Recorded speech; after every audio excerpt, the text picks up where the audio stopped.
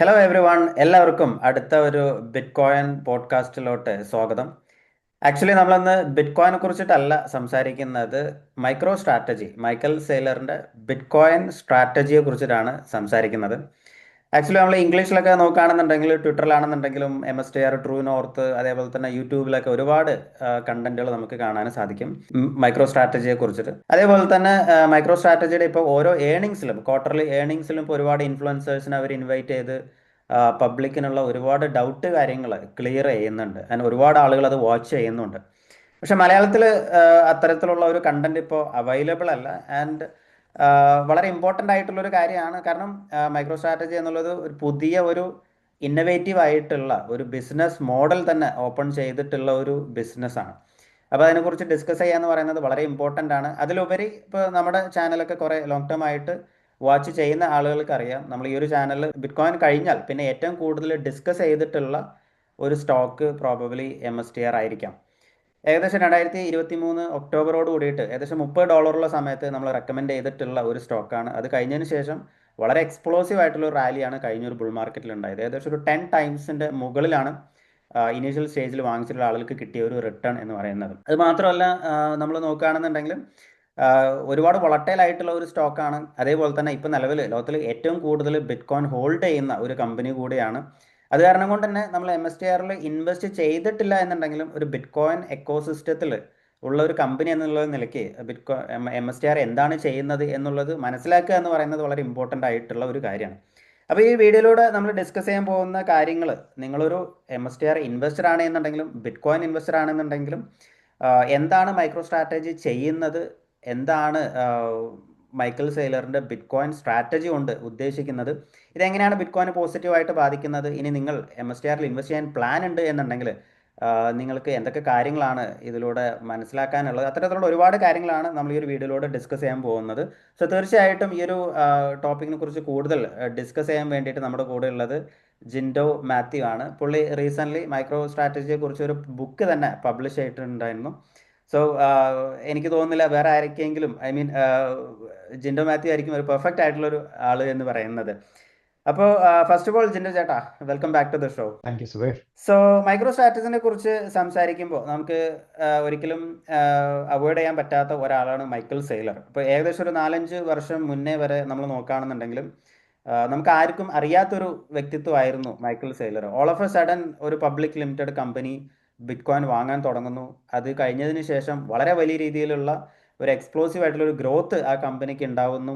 അത് മാത്രമല്ല, വളരെ ഒരു റാപ്പിഡ് ഫേസിലാണ് അവർ ബിറ്റ് കോയിൻ വാങ്ങുന്നതും. പല ഇതുവരെ ഒരു ട്രഡീഷണൽ ഫൈനാൻഷ്യൽ മേഖലയിൽ കാണാത്ത ഡിഫറെൻറ്റ് സ്ട്രാറ്റജികൾ ഉപയോഗിച്ച് അവർ ബിറ്റ് കോയിൻ വാങ്ങുന്നു.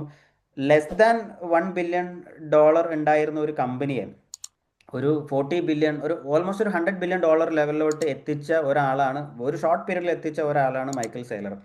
അപ്പോൾ ഫസ്റ്റ് ഓഫ് ഓൾ മൈക്കൽ സെയ്ലറിനെ കുറിച്ചിട്ട് രണ്ട് വാക്ക്, അല്ലെങ്കിൽ പുള്ളിയുടെ ഒരു ജേണി ഒന്ന് എക്സ്പ്ലെയിൻ ചെയ്യാമോ? മൈക്കൽ സെയ്ലർ ഒരു വളരെ ഫാസിനേറ്റിംഗ് ഇൻഡിവിജ്വൽ ആണ്. അയാളുടെ സ്റ്റോറി ആർക്ക് പഠിച്ചപ്പം അത് വളരെ കൗതുകരമായിട്ട് തോന്നി. അപ്പം അതാണ് എന്നെ കൂടുതൽ അയാളെക്കുറിച്ച് പഠിക്കാനും കമ്പനിയെക്കുറിച്ച് പഠിക്കാനും പിന്നീട് ഒരു ബുക്ക് അതിനെക്കുറിച്ച് എഴുതാനും ഒക്കെ പ്രേരിപ്പിച്ച ഒരു ഘടകം. മൈക്കൽ സെയ്ലറിന്റെ കുട്ടിക്കാലം അമേരിക്കയിലെ, പുള്ളി ഒരു അമേരിക്കൻ മിലിറ്ററി ബേസിൽ ജനിച്ചു വളർന്ന കുട്ടിയാണ്. അമേരിക്കയിലും അതുപോലെ ലോകത്തിന്റെ പല ഭാഗങ്ങളിലും കുട്ടിക്കാലം ഈ അച്ഛന്റെ ഡിപ്ലോയ്മെന്റിനനുസരിച്ച് പല സ്ഥലങ്ങളിലും താമസിച്ചു. Was a brilliant kid, was the topper in school, went to MIT. ഒരു ROTC എന്ന് പറയുന്ന ഒരു സ്കോളർഷിപ്പിലാണ് പുള്ളി MITയിൽ പോകുന്നത്. MIT അറിയാമല്ലോ, എഞ്ചിനീയറിംഗിന്റെ മെക്ക എന്ന് പറയാവുന്ന ഇൻസ്റ്റിറ്റ്യൂഷനാണ്, the brightest kids end of the. അവിടെ മൈക്കിൾ സെയ്ലർ ചെന്നിട്ട് he not only studied systems but also studied some elements of philosophy and social science. അങ്ങനെ ഒരു കമ്പൈൻഡ് മേജറാണ് പുള്ളി എടുത്തത്. Okay, not only the technology. പുള്ളിയുടെ ഒരു പേപ്പർ അന്ന് പഠിച്ച കാലത്ത് പുള്ളി പബ്ലിഷ് ചെയ്ത ഒരു പേപ്പർ ഞാൻ വായിച്ചിട്ടുണ്ട്. ആൻഷ്യൻ സിവിലൈസേഷനിലെ ഗവേണൻസ് സ്ട്രക്ചർ എങ്ങനെ മോഡേൺ ഡേയിലെ സിസ്റ്റം തിങ്കിങ്ങുമായിട്ട് ലിങ്ക് ചെയ്യുന്നു, എങ്ങനെ അതിനൊരു മാത്തമാറ്റിക്കൽ മോഡൽ ക്രിയേറ്റ് ചെയ്യാം എന്നുള്ളൊക്കെ ലെവലിൽ ഒരു യൂണിവേഴ്സിറ്റി സ്റ്റുഡൻ്റ് എഴുതിയ തീസിസ് പേപ്പർ ആണെന്ന് നമുക്ക് വിശ്വസിക്കാൻ ബുദ്ധിമുട്ടുണ്ടാവും. അത്രയ്ക്ക് ഗഹനമായ ആഴത്തിലുള്ള ഒരു പഠനവും ഉൾക്കാഴ്ചയും ഉള്ള ഒരു തീസിസ് ആണെന്ന് തന്നെ സബ്മിറ്റ് ചെയ്തത്. ഉം, ഉം. പുള്ളി കോളേജ് വിദ്യാഭ്യാസത്തിന് ശേഷം മൈക്രോ സ്ട്രാറ്റജി എന്ന് പറയുന്ന കമ്പനി തുടങ്ങി. അപ്പൊ അതിലൊരു കാര്യം ശ്രദ്ധിക്കേണ്ടത് എന്താണെന്ന് വെച്ച് കഴിഞ്ഞാൽ ബിസിനസ് ഇന്റലിജൻസ്, ഡാറ്റ അനലിറ്റിക്സ് എന്ന് പറയുന്ന ഒരു സെക്ടറേ അന്നില്ല. പുള്ളി 1980s ഈ കമ്പനി തുടങ്ങുന്നത്. ഉം, ഉം, ഉം. ആ സമയത്ത് ഇങ്ങനെ ഒരു സംഭവം ഡാറ്റ അനലിറ്റിക്സ് പോലും നമ്മളുടെ ഇടയിൽ ഇപ്പൊ സുപരിചിതമായ ഒരു ടേമായിട്ട് അധികം കാലം ആയിട്ടില്ല. അതെ, റീസെന്റ് അപ്പോഴാണ് ആണ് ചിന്തിക്കേണ്ടത്, അതെ. ഇങ്ങനെ ഒരു സെക്ടർ ഉണ്ടാക്കിയത് മൈക്കിൾ സെയ്ലറാണ്. ഉം, ഉം. സ്ട്രാറ്റജി എന്ന് പറയുന്നത് പുള്ളിയും MIT-യിലെ 2-3 ക്ലാസ്മേറ്റ്സുകളും കൂടി ഒരു കമ്പനി തുടങ്ങി. അത് പുള്ളിയുടെ ഒരു ഒരു ഇന്റേൺഷിപ്പ് ഉണ്ടായിരുന്നു ഡ്യൂപോണ്ട് എന്ന് പറയുന്ന ഒരു അന്നത്തെ ഒരു കെമിക്കൽ ജയന്റ്. അതിലെ അവർക്ക് വേണ്ടിയിട്ട് ഡെവലപ്പ് ചെയ്ത ചില മോഡൽസിൽ നിന്ന് അയാളുടെ കഴിവ് മനസ്സിലാക്കിയിട്ട് അവർ ഡ്യൂപോണ്ട് തന്നെ അവർക്കൊരു സ്പേസ് കൊടുത്തിട്ടാണ് ഈ കമ്പനി തുടങ്ങാൻ ഇൻക്യുബേറ്റ് ചെയ്യുന്നത്. ഉം. പിന്നെ അതിന്റെ വ്യാപ്തി വർദ്ധിച്ചു. അവർ പിന്നെ കൊക്കക്കോളയുടെ വലിയൊരു പ്രൊജക്ട് നേടി. അങ്ങനെ അതൊരു വളരെ സക്സസ്ഫുൾ ഡാറ്റ അനലിറ്റിക്സ് കമ്പനിയായി. ഉം, ഉം. മൈക്കിൾ സെയ്ലർ അതിനിടയ്ക്ക് തന്നെ ഏതാണ്ട് 10-60ഓളം പേറ്റന്റുകൾ ഡിസ്ട്രിബ്യൂട്ടഡ് കമ്പ്യൂട്ടിങ്ങിലും ഡാറ്റ അനലിറ്റിക്സിലും especially in data retrieval from complex multivariant sets, ഇതിലെല്ലാം പുള്ളി പേറ്റന്റുകൾ എടുത്തിട്ടുണ്ട് അന്നത്തെ കാലത്ത് തന്നെ. ഉം, ഉം. ഈ ഇന്നത്തെ ഈ റിലേഷണൽ ഡാറ്റാബേസസ് ROLAP എന്നൊക്കെ പറയുന്ന ഇപ്പം ഡാറ്റാബേസ് ആർക്കിടെക്ചറിൽ വളരെ സുപരിചിതമായ പല അന്ന് മൈക്രോ സ്ട്രാറ്റജിയും മൈക്കിൾ സെയ്ലറും ഒക്കെ കണ്ടുപിടിച്ചതാണെന്ന് പറയാം. ഓ. ഒരു ടെക്നോളജി ഇന്നോവേറ്റർ ആണ് ആ സമയത്ത് മൈക്കിൾ സെയ്ലർ. ഉം, ഉം, ഉം. അത് വളരെയധികം എന്താ പറയുന്ന വളർന്നു പെട്ടെന്ന്. ഏതാണ്ട് ഈ .com ബൂമിന്റെ സമയത്താണ് മൈക്കിൾ സെയ്ലർ മൈക്രോ സ്ട്രാറ്റജി IPO ആവുന്നത്. അത് IPO ആയി വിത്തിൻ ലൈക്ക് മന്ത്സ് എന്നാ പറയുന്ന ഒരു 10-20% ടൈംസ് അതിന്റെ സ്റ്റോക്സ് കൂടി. കഴിഞ്ഞ ഒരു 5 കൊല്ലത്തിനുള്ളിൽ മൈക്രോ സ്ട്രാറ്റജിയുടെ ഷെയർ പോയ അതേ ട്രജക്ടറിയിലാണ് അന്ന് അതെ, അതെ. മൈക്രോ സ്ട്രാറ്റജിയുടെ ഷെയർ പ്രൈസ് പോയത്. അന്നത്തെ കാലത്തെ ഒരു സംഭവം എന്താണെന്ന് വെച്ച് കഴിഞ്ഞാൽ it was still early stages for internet companies. Internet company എന്ന് പറയുന്ന സെക്ടർ തന്നെ തുടക്കമാണ്. അവർക്ക് ഇങ്ങനെ forward especially subscription based software services, അങ്ങനെയുള്ള കമ്പനികൾക്ക് റവന്യൂ എങ്ങനെ റെക്കഗ്നൈസ് ചെയ്യും. ഫോർ എക്സാമ്പിൾ 2 കൊല്ലം 3 കൊല്ലത്തേക്കുള്ള ഒരു കോൺട്രാക്ട് സൈൻ ചെയ്ത് കഴിഞ്ഞിട്ടുണ്ടെങ്കിൽ കിട്ടുന്ന പൈസ whether you have to account for it in the current financial year earnings or next financial year, അങ്ങനത്തെ കാര്യങ്ങളിൽ കുറെ ക്ലാരിറ്റി ഇല്ലായ്മ ഉണ്ടായിരുന്നു. ആ സമയത്ത് എല്ലാ കമ്പനികളും, മൈക്രോ സ്ട്രാറ്റജി മാത്രമല്ല, സിസ്കോ, മൈക്രോ സ്ട്രാറ്റജി, മൈക്രോസോഫ്റ്റ് തുടങ്ങിയ എല്ലാ കമ്പനികൾക്കും ഉണ്ടായിരുന്ന ഈ അക്കൗണ്ടിങ് റെഗുലേറ്ററി കൺഫ്യൂഷൻ ഒരു SEC ഇൻവെസ്റ്റിഗേഷന്റെ നിമിത്തമായി. ഓക്കെ, അപ്പൊ ആ ഒരു ഇതിൽ വന്നപ്പോൾ അവർ പറഞ്ഞു you have to restate your earnings down because you are counting future earnings in your current yearly income. അവര് റീസ്റ്റേറ്റ് ചെയ്യുകയാണെന്നുള്ള ഒരു വാർത്ത അവർ പുറത്തുവിട്ടപാടെ മൈക്രോ സ്ട്രാറ്റജിയുടെ ഷെയർ ഭയങ്കരമായിട്ട് ഇടിഞ്ഞു. ഇതാണ് ആക്ച്വലി നമ്മള് ട്വിറ്ററിൽ അക്കൗണ്ടിങ് എറർ, ഐ മീൻ പുള്ളി എന്തോ അതെ അതെ അതെ അതെ റോങ് ഡൂയിങ്സ് ചെയ്തു എന്നുള്ളൊരു അക്യൂസേഷൻ. റോങ് ഡൂയിങ്സ് എന്ന് പറയാൻ പറ്റില്ല. It was a regulatory grey area at the time. So like you don't know what is the right way to account it, right? So എന്നിട്ട് SEC ഇത് വന്നപ്പോ ഇത് റീസ്റ്റേറ്റ് ചെയ്ത് അവര് പറഞ്ഞു okay, so we will restate അവർ earnings. അപ്പൊ അതിന്റെ ഫ്യൂച്ചർ വാല്യുവേഷൻ സുബേറിന് അറിയാമല്ലോ. അപ്പൊ അതിന് ക്യാഷ് ഫ്ലോ വെച്ചിട്ടാണ് future valuation of a company ചെയ്യുന്നത്. അപ്പൊ അതിനെ ഡൗൺഗ്രേഡ് ചെയ്തപ്പം അതിന്റെ സ്റ്റോക്ക് പ്രൈസ് ഇടിഞ്ഞു. And unfortunately coincided with rest of the .com crash.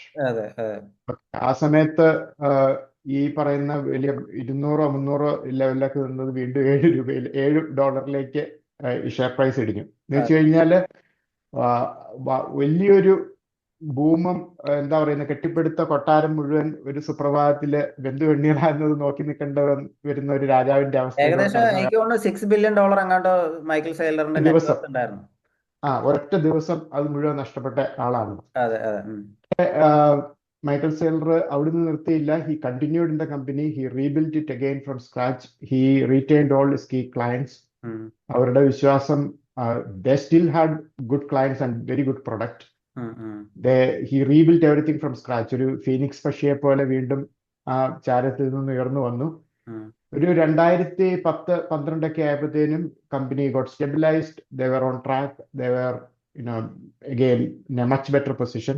ഉം, ആ സമയത്ത് സെയിലറിന്റെ ഒരു പ്രത്യേകത എന്താണെന്ന് വെച്ച് കഴിഞ്ഞാൽ, he was very early to detect the next trend and see things miles ahead. ഉം, Uh, അതാ ഈ ഡാറ്റ അനലിറ്റിക്സ് ബിസിനസ് ഇന്റലിജൻസിനെ കണ്ടുപിടിച്ച അതേ വിഷൻ പുള്ളിക്ക് മൊബൈൽ വേവ് എന്ന് പറയുന്ന ഒരു സംഭവം ഇനി ഉണ്ടാകാൻ പോവാണെന്ന് കണ്ടുപിടിക്കാനും ഉം, പുള്ളിക്ക് കാരണം. ഐഫോൺ ലോഞ്ച് ചെയ്ത ഉടനെ പുള്ളി അത് ഡിറ്റക്ട് ചെയ്തു. ഉം, he was one of the early advocates of. ഇപ്പം ട്രൂ നോർത്ത് ഒക്കെ മൈക്രോ സ്ട്രാറ്റജിയെ പോലെ പറയുന്ന പോലെ ആപ്പിൾ സ്റ്റോക്സിനെ കുറിച്ച് മൈക്കിൾ സെയിലർ പറയുന്ന കുറെ CNBC വീഡിയോസ് ഉണ്ട്. ഉണ്ട്, ഉണ്ട്. ഈ ഡിറ്റക്റ്റഡ് ദാറ്റ് ഏർലി. ഉം, അപ്പം മൊബൈൽ വേവ് എന്ന് പറയുന്ന ഒരു ബുക്ക് പുള്ളി എഴുതി 2012. ഉം, ഉം, സോ ഹി ക്ലിയർലി ഔട്ട്ലൈൻഡ്. കാരണം ഇന്ന് അത് കഴിഞ്ഞ് 10-12 കൊല്ലത്തിന് ശേഷം നടക്കുന്ന മൊബൈൽ ഡാറ്റ വിപ്ലവം, എന്തെല്ലാം മൊബൈൽ സർവീസസ് നമുക്കിപ്പം countries like India or even continents like Africa has completely skipped the desktop computer to get on to internet, അല്ലേ? അതെ, നമ്മൾ നേരിട്ട് മൊബൈലിലേക്കാണ് ഇന്റർനെറ്റിലേക്ക് പോകുന്നത്. അതെ. നമ്മുടെ ഇന്ത്യയിലെ സാധാരണക്കാരെ നോക്കിയാലും ഗ്ലോബൽ സൗത്ത് നോക്കിയാലും. അപ്പം എല്ലാ സർവീസസും മൊബൈൽ ഇനേബിൾഡ് ആകും. ആ ഒരു വിഷൻ പുള്ളി നേരിട്ട് കണ്ടു. ഉം, He invested heavily in Apple, by the way. He made a ഉം, lot of money. Admittedly, he made several billions ഉം. from Apple's growth. ഓക്കെ. അങ്ങനെ കമ്പനി നന്നായിട്ട് പോകുന്നു. That was kind of A stabilising period for micro strategy. ഉം, അത് കഴിഞ്ഞ് പിന്നെ Covid വരുമ്പോഴാണ് ഉം, ആ സമയത്ത് 2013 എന്തോ മൈക്കിൾ സെയിലർ ബിറ്റ്കോയിനും കണ്ടു. ഉം, പക്ഷെ അന്ന് ഹിസ്റ്റോറിക്കലി ഒരു എന്താ പറയുന്ന ഒരു ബ്ലണ്ടറായിട്ട് പിന്നെ എല്ലാവരും പറയുന്ന കാര്യം, അന്ന് പുള്ളി പറഞ്ഞ ഇതൊരു ഗാംബ്ലിംഗ് പോലെ ഒരു ഫാഡാണ്, അതെ. ദിസ് വിൽ നോട്ട് സർവൈവ് എന്നാണ് അന്ന് പുള്ളി കണ്ടത്. Because he only had A peripheral look on ഉം, ബിറ്റ്കോയിൻ അറ്റ് ദാറ്റ് ടൈം. ഉം, അത് കഴിഞ്ഞ് ഈ കോവിഡിന്റെ സമയത്ത് he witnessed the massive money printing that was happening across the globe by all the central banks. ഉം, They were injecting cash into the system. So in the short term, people thought it was actually a lifeline and the economy is doing okay. ഉം. But in effect, it is actually wiping out years and years worth of hard work of people. Because നമ്മളുടെ hard work ആണ് അതിന്റെ value ആയി ascribed ആയിട്ട് ഒരു financial value ആയിട്ട് store ചെയ്യപ്പെടുന്നത്. അതെ, അപ്പം അത് ഗവൺമെന്റ് അതിന്റെ ഇപ്പോൾ ഉള്ള മണി സപ്ലൈയുടെ ഇരട്ടിയാക്കുമ്പം നമ്മളുടെ വാല്യൂ പകുതിയാകുകയാണ് ശരിക്കും, അതെ, അല്ലേ? അതെ. അപ്പൊ ആ സമയത്ത് മൈക്രോ സ്ട്രാറ്റജിയുടെ ബാലൻസ് ഷീറ്റിൽ ഏതാണ്ട് 500 ബില്യണോളം ക്യാഷ് ഉണ്ട്. ഉം, ഉം, So Michael Saylor realized even the official money printing data showed it was like they were printing like 11-12% ഉം, at that time. So your money is depreciating. In another, I don't know, 8-10 years, your money will be half. അതെ, അപ്പം so he was not able to find a suitable vehicle to protect the value, to ഉം, keep the cash and save it from inflation. പല കാര്യങ്ങളും നോക്കി. Gold was not very appropriate. Um, as a limited company he cannot invest in another company. Um, there are so many other limitations. Um. അങ്ങനെയാണ് പുള്ളി ഈ വീണ്ടും Eric vase എന്ന് പറയുന്ന ഒരു ഇൻവെസ്റ്റർ ഫ്രണ്ട് ഉണ്ട് മൈക്കിൾ സെയിലറിന്. ഉം, ഉം, പുള്ളിയാണ് ബിറ്റ്കോയിനെ കുറിച്ച് ഒന്നുകൂടെ പഠിച്ചുകൂടെ എന്ന് ചോദിക്കുന്നത്. ഉം, ഉം, ഉം, അങ്ങനെ മൈക്കിൾ സെയിലർ ഇരുന്ന് പഠിക്കുന്നു. ഉം, as always he's an obsessive compulsive reader. ഉം, He read everything possible that he can lay his hands on. ഉം, അതെല്ലാം വായിച്ച് എല്ലാവരോടും കുറെ പേരെ വിളിച്ച് സംശയം ചോദിച്ച് ഉം, കുറെ പോഡ്കാസ്റ്റുകൾ കേട്ട് പുള്ളി അതിലൊരു ഐഡിയ ഉണ്ടാക്കുകയാണ്. ഉം, ഉം. അങ്ങനെയാണ് മൈക്കിൾ സെയിലറിന്റെ പുതിയ ഒരു മൈക്രോ സ്ട്രാറ്റജിയുടെ ഒരു പുതിയ യുഗം തുടങ്ങുന്നത് തുടങ്ങി. ബിറ്റ്കോയിനിന്റെ ആക്ച്വൽ റിയലൈസേഷനിൽ. സോ വേണമെന്നുണ്ടെങ്കിൽ നമുക്ക് ഒരു കാര്യം ചോദിക്കാനുള്ളത്, മൈക്രോ സ്ട്രാറ്റജി ഇനി എന്ത് ചെയ്യണം എന്ന് അറിയാത്ത ഒരവസ്ഥയിലല്ല ബിറ്റ്കോയിൻ വാങ്ങിച്ചത്. ബിറ്റ്കോയിന്റെ ഒരു ഇമ്പോർട്ടൻസ് മനസ്സിലാക്കിയതിന് ശേഷമാണ് വാങ്ങിച്ചത്. അതെ അതെ അതെ അതെ, അതെ. അത് മൈക്രോ സ്ട്രാറ്റജിയുടെ ഇവല്യൂഷൻ കുറെ സ്റ്റേജസ് ആയിട്ടാണ് ഉം, നടക്കുന്നത്. Um, um, first of all, Michael Saylor was completely convinced of the idea of Bitcoin. പുള്ളിക്ക് ബിറ്റ്കോയിൻ എന്താണെന്നും അതിന്റെ വാല്യൂ എന്താണെന്നും മനസ്സിലായി. He personally acquired it. Yeah പുള്ളി ഏതാണ്ട് എനിക്ക് തോന്നുന്നു 18,000 അന്ന് ബിറ്റ്കോയിൻ എന്തോ. ഇപ്പൊ now he holds about 24,000 Bitcoin personally. ഉം, ഉം. ഓക്കെ സോ എന്താ പറയുന്ന പ്രസംഗിക്കുന്നത് പ്രാവർത്തികമാക്കിയിട്ടാണ് പുള്ളി പറഞ്ഞത്. അതെ, അത് അതെ. കഴിഞ്ഞ് ആണ് പുള്ളിയുടെ ബോർഡിലുള്ള എല്ലാ മെമ്പേഴ്സിനും, പുള്ളിയുടെ എക്സിക്യൂട്ടീവ് ടീമിനും, ഫോങ്ലി അടക്കം അവർക്ക് എല്ലാവർക്കും പുള്ളി ബിറ്റ്കോയിൻ സ്റ്റാൻഡേർഡും ഈ മാസ്റ്ററിംഗ് ബിറ്റ്കോയിൻ എന്ന് പറയുന്ന ബുക്കും പിന്നെ രണ്ടു മൂന്ന് വേറെ കുറെ ബുക്കുണ്ട്, ഒരു ലിസ്റ്റ് ബുക്ക് അവർക്ക് കൊടുത്തു. ഉം, ഉം, you read all this and then will talk എന്ന് പറഞ്ഞു. ഉം. അവരെല്ലാരും അത് ഫോങ്ലിയുടെ ഒരു ഇന്റർവ്യൂവിൽ പിന്നെ പുള്ളി പറയുന്നുണ്ട്. സോ ഹി അത് കഴിഞ്ഞ് ഓവർഫിൽഡ് എവരിവൺ. അതെ അതെ അതായത് ഈ എന്നിട്ട് മൈക്രോ ആദ്യം പുള്ളി സ്ട്രാറ്റജിയിൽ ഇപ്പോൾ നിലവിലുള്ള സിഇഒസും ഇപ്പോൾ ഉള്ള ബോർഡ് മെമ്പേഴ്സ് തന്നെയാണോ മുന്നേ ഉണ്ടായിരുന്നത്? അതെ, ബോർഡ് മെമ്പേഴ്സ് മാറിയിട്ടില്ല. അന്ന് മൈക്രോ സ്ട്രാറ്റജിയുടെ സിഇഒയും മൈക്കൽ സെയിലർ ആയിരുന്നു. ആ, സിഒഒയോ CFO ആയിരുന്നു അതെ, അതെ. ഫോങ്ലി. ഉം, ഉം, ഓക്കെ, ഫോങ്ലി 2016 ജോയിൻ ചെയ്യുന്നതാണ്. ഉം, ഉം. ആം, പുള്ളി ആ സമയത്ത് ജോയിൻ ചെയ്യുമ്പോൾ തന്നെ he joined micro strategy as part of A succession plan. കാരണം കഴിഞ്ഞ 30 കൊല്ലമായിട്ട് മൈക്കൽ സെയിലർ തന്നെയായിരുന്നു കമ്പനിയുടെ തലപ്പത്ത്. അപ്പം ഇവഞ്ച്വലി ആഫ്റ്റർ ഈ fully ഫ്ലജ്ഡ് ironed out the strategy and started the Bitcoin acquisition strategy, Michael Saylor executive ചെയർമാനായിട്ട് പൊസിഷൻ മാറി ഫോങ്ലിയെ സിഇഒ ആക്കി. ഉം, so that Saylor can focus entirely on the strategy and ഉം, ഉം. the Bitcoin mission spread ചെയ്യുക എന്നുള്ള അതെ, അതെ. ഒരു ദൗത്യം പുള്ളി ഏറ്റെടുത്തു. അതെ, അതെ. അപ്പൊ അവരുടെ ഇവല്യൂഷണറി സ്റ്റേജസിനെ കുറിച്ച് പറയാം. ഉം, ആദ്യം അവർ ചെയ്തത് അവരുടെ 500 മില്യൺ ക്യാഷ് നേരിട്ട് ബിറ്റ്കോയിൻ ഇൻവെസ്റ്റ് ചെയ്തു. ഉം, അവര് അന്ന് എത്രയാ 10-20,000 ബിറ്റ്കോയിൻ കണ്ട് ഒറ്റയടിക്ക് അവർ വാങ്ങി. ഉം. That made them the first bitcoin treasury company. അതുവരെ ഒരു പബ്ലിക് ലിമിറ്റഡ് കമ്പനിയിൽ അവരുടെ part of their balance sheet bitcoin hold ചെയ്യുന്ന ആദ്യത്തെ കമ്പനിയായി മൈക്രോ സ്ട്രാറ്റജി. ഉം, അന്ന് അതൊരു ഇൻഫ്ലേഷൻ ഹെഡ്ജ് ആയിട്ട് മാത്രമാണെന്ന് മൈക്കൽ സെയിലർ അതിനെ കരുതിയിരുന്നത്. ഉം, ഉം. പിന്നെ ബിറ്റ്കോയിനെ കുറിച്ച് പുള്ളി കൂടുതൽ പഠിക്കുമ്പം even he was like growing in his understanding and growing in his understanding the potential of business opportunities of bitcoin as aligned business.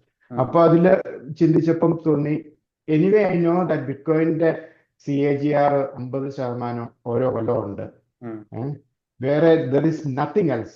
കാരണം മൈക്കൽ സെയിലർ എപ്പോഴും പറയുന്ന ഒരു കാര്യമാണ്, ഞാൻ നോക്കുന്ന ഹർഡിൽ റേറ്റ് ബിറ്റ്കോയിൻ ആണ്. ബിസിനസ് പീപ്പിളിന് ഹർഡിൽ റേറ്റ് എന്ന് പറഞ്ഞാൽ എന്താണെന്ന് മനസ്സിലാവും. ഉദാഹരണത്തിന് ആയിട്ട് നമുക്ക് കിട്ടാവുന്ന ഒരു പൈസയുടെ, അതായത് ഗവൺമെന്റ് ബോണ്ടിൽ നിക്ഷേപിച്ചാൽ കിട്ടുന്ന അല്ലെങ്കിൽ ഫിക്സ്ഡ് ഡെപ്പോസിറ്റിൽ ഇട്ടാൽ കിട്ടുന്ന പൈസയെക്കാളും കൂടുതൽ എനിക്ക് കിട്ടിയാലേ ഞാനൊരു ബിസിനസ് ചെയ്യുന്നതുകൊണ്ട് അർത്ഥമുള്ളൂ, ഞാനൊരു പൈസ നിക്ഷേപിക്കുന്നതുകൊണ്ട്. അപ്പൊ ആ ഹർഡിൽ റേറ്റ് എപ്പോഴും നമ്മുടെ ഫിക്സ്ഡ് ഡെപ്പോസിറ്റ് ആണെന്ന് പറയാം ഇന്ത്യയുടെ കോണ്ടെക്സ്റ്റില്. മൈക്കൽ സെയിലറിനെ സംബന്ധിച്ചിടത്തോളം ഹർഡിൽ റേറ്റ് ബിറ്റ്കോയിന്റെ CAGR ആണ്. കാരണം that is his biggest asset now. അതിനെ എങ്ങനെ ഇംപ്രൂവ് ചെയ്യാം എന്നുള്ള ചിന്തിച്ചപ്പോഴാണ് പുള്ളി ചിന്തിക്കുന്നത്, okay why don't I take convertible debt. അതാണ് സെക്കൻഡ് സ്റ്റേജ്. അപ്പൊ കൺവെർട്ടബിൾ ഡെറ്റ് പുള്ളി മാർക്കറ്റിൽ നിന്ന് എടുക്കുകയാണ്. കൺവെർട്ടബിൾ ഡെറ്റിന് ഒരു വലിയ മാർക്കറ്റ് ഉണ്ട്, that runs into trillions. കാരണം കൺവെർട്ടബിൾ ഡെറ്റ് എന്ന് പറഞ്ഞിട്ടുണ്ടെങ്കിൽ you give me money, I pay you interest, and at a certain period of time after like 2-3 years I will either repay your cash in full or you can acquire my shares. അപ്പം ഒരു potential ഉള്ള ഒരു company ആണെങ്കിൽ people will invest thinking that they can by the shares of the company. അവരുടെ കമ്പനിയുടെ share കുറച്ച് ചെറിയ പൈസയ്ക്ക് വാങ്ങാം, അങ്ങനെ അവർക്ക് റിട്ടേൺ കിട്ടും. അല്ലെങ്കിൽ അതിനെതിരെ വെയിറ്റ് ചെയ്യുന്നതിന്റെ പലിശയും കിട്ടും. അതാണ് കൺവെർട്ടബിൾ ബോണ്ടിൽ ഇൻവെസ്റ്റ് ചെയ്യുന്നവരുടെ ഒരു അഡ്വാൻറ്റേജ്. അതായത് ഡൗൺ സൈഡ് പ്രൊട്ടക്റ്റഡ് ആണ്, പക്ഷെ അപ്സൈഡ് ഉണ്ട് താനും. അപ്പം ഈ മൈക്രോ സ്ട്രാറ്റജിയുടെ ബാലൻസ് ഷീറ്റ് സ്ട്രെങ്ത്, ഇത്രയും ബിറ്റ്കോയിൻ അവർക്കുണ്ട്. അതുപോലെ അവർക്ക് they have an operating business which makes about 100 million every year. ഒരു കൊല്ലം അത്രയും അവരുടെ എക്സിസ്റ്റിംഗ് സോഫ്റ്റ്വെയർ ബിസിനസ് അത്രയും ഉണ്ടാക്കുന്നുണ്ട്.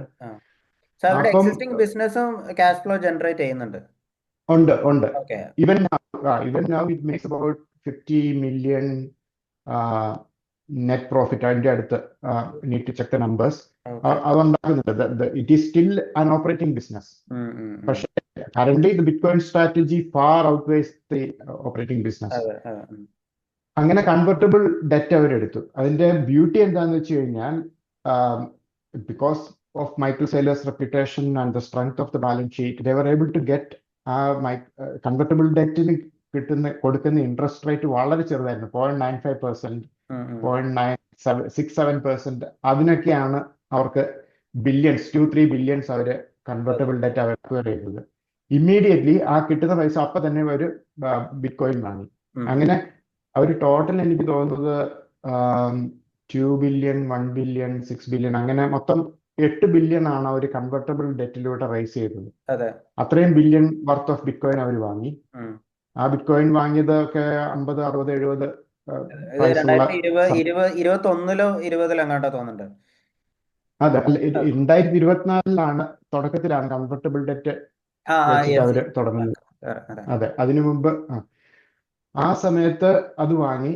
അപ്പം last 2 tranche of convertible debt raise ചെയ്തപ്പോൾ 0% ഇൻട്രസ്റ്റിനാണ് ഡെറ്റ് കൊടുത്തത് അവർക്ക്. അതെ, അതെ, കാരണം ഞങ്ങൾക്ക് പലിശയൊന്നും വേണ്ട, ഞങ്ങൾക്ക് അതെ, ഫ്യൂച്ചർ ഓപ്ഷൻ കിട്ടിയാൽ മതി മൈക്രോസ്ട്രാറ്റജിയുടെ ഷെയർ വാങ്ങാൻ എന്നുള്ള ഇതില്. അതെ. So it was very sweet. പക്ഷേ കൺവെർട്ടബിൾ ഡെറ്റിന്റെ ഒരു ഡിസഡ്വാൻറ്റേജ് എന്താണെന്ന് വെച്ച് കഴിഞ്ഞാൽ ഉം, you have to pay it back. ഉം, Okay, it is repayable debt. ഉം, ഇൻട്രസ്റ്റ് അല്ലെങ്കിൽ ഒന്നുകിൽ ഷെയർസ് കൺവെർട്ട് ചെയ്യണം, and in the case your shares are not valuable enough, you have to actually pay the money back. ഉം, അല്ലേ?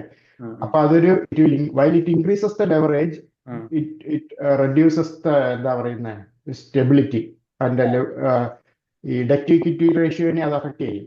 അതെ, അതെ. പിന്നെ ഈ പറയുന്ന പോലെ ഒരു ബെയർ മാർക്കറ്റ് വരുമ്പം ഫണ്ട് ഉണ്ടാവും. 16,000 ആയി കഴിഞ്ഞാൽ മൈക്രോ സ്ട്രാറ്റജി പൊട്ടും അതെ, അങ്ങനെയെല്ലാം അതെ. പറഞ്ഞ്. ഉം, so they went through that phase. അത് കഴിഞ്ഞിട്ടുള്ള കഴിഞ്ഞ ലാസ്റ്റ് ബെയർ മാർക്കറ്റിൽ MicroStrategy ended up in a situation where their debt was more than the actual worth of bitcoin they had. അതെ, അതെ. ആ ഒരു ഫേസിലൂടെ അവർ കടന്നു പോയതാണ്. ഉം, ഉം, അപ്പം മൈക്രോ സ്ട്രാറ്റജി ഒരു തീരുമാനം എടുത്തു, we will never end up in this situation again. ഉം. നമുക്ക് we have to come up with a new method of raising capital. അതെ. അങ്ങനെയാണ് ഇവര് preferred equity, perpetual preferred equity എന്ന് പറയുന്ന ഒരു പുതിയ സംഭവം. ഉം, ഉം. അതൊരു വളരെ അതിന്റെ മുന്നേ MicroStrategy common stock shelf issue അതെ ചെയ്തിട്ടില്ല. അതെ അതെ it's a very good point. അത് താങ്ക് യു. അപ്പം ഈ ATM എന്ന് പറഞ്ഞൊരു സംഭവമുണ്ട്. നമ്മളുടെ ഓട്ടോമാറ്റിക് ടെല്ലർ മെഷീൻ അല്ലാതെ അറ്റ് ദ മണി ഓഫറിംഗ് എന്നുള്ള ഒരു സംഭവമാണ്. ഇപ്പൊ ഈ IPO എന്ന് പറഞ്ഞിട്ടുണ്ടെങ്കിൽ ഒരു company initial public offer, okay, അത് ഈ കമ്പനിയുടെ ഇത്ര ഷെയർ ഞാൻ പബ്ലിക്കിന് അവൈലബിൾ ആക്കുന്നു, so they can buy it, so I raise a capital. At the money offering എന്ന് പറഞ്ഞിട്ടുണ്ടെങ്കിൽ you get sort of pre approval from the exchange and regulator that you can issue more shares up to a certain amount. ഒരു 32 billion എങ്ങാണ്ടാണ് അവർ already ATM approval മേടിച്ചിട്ടുള്ളത്.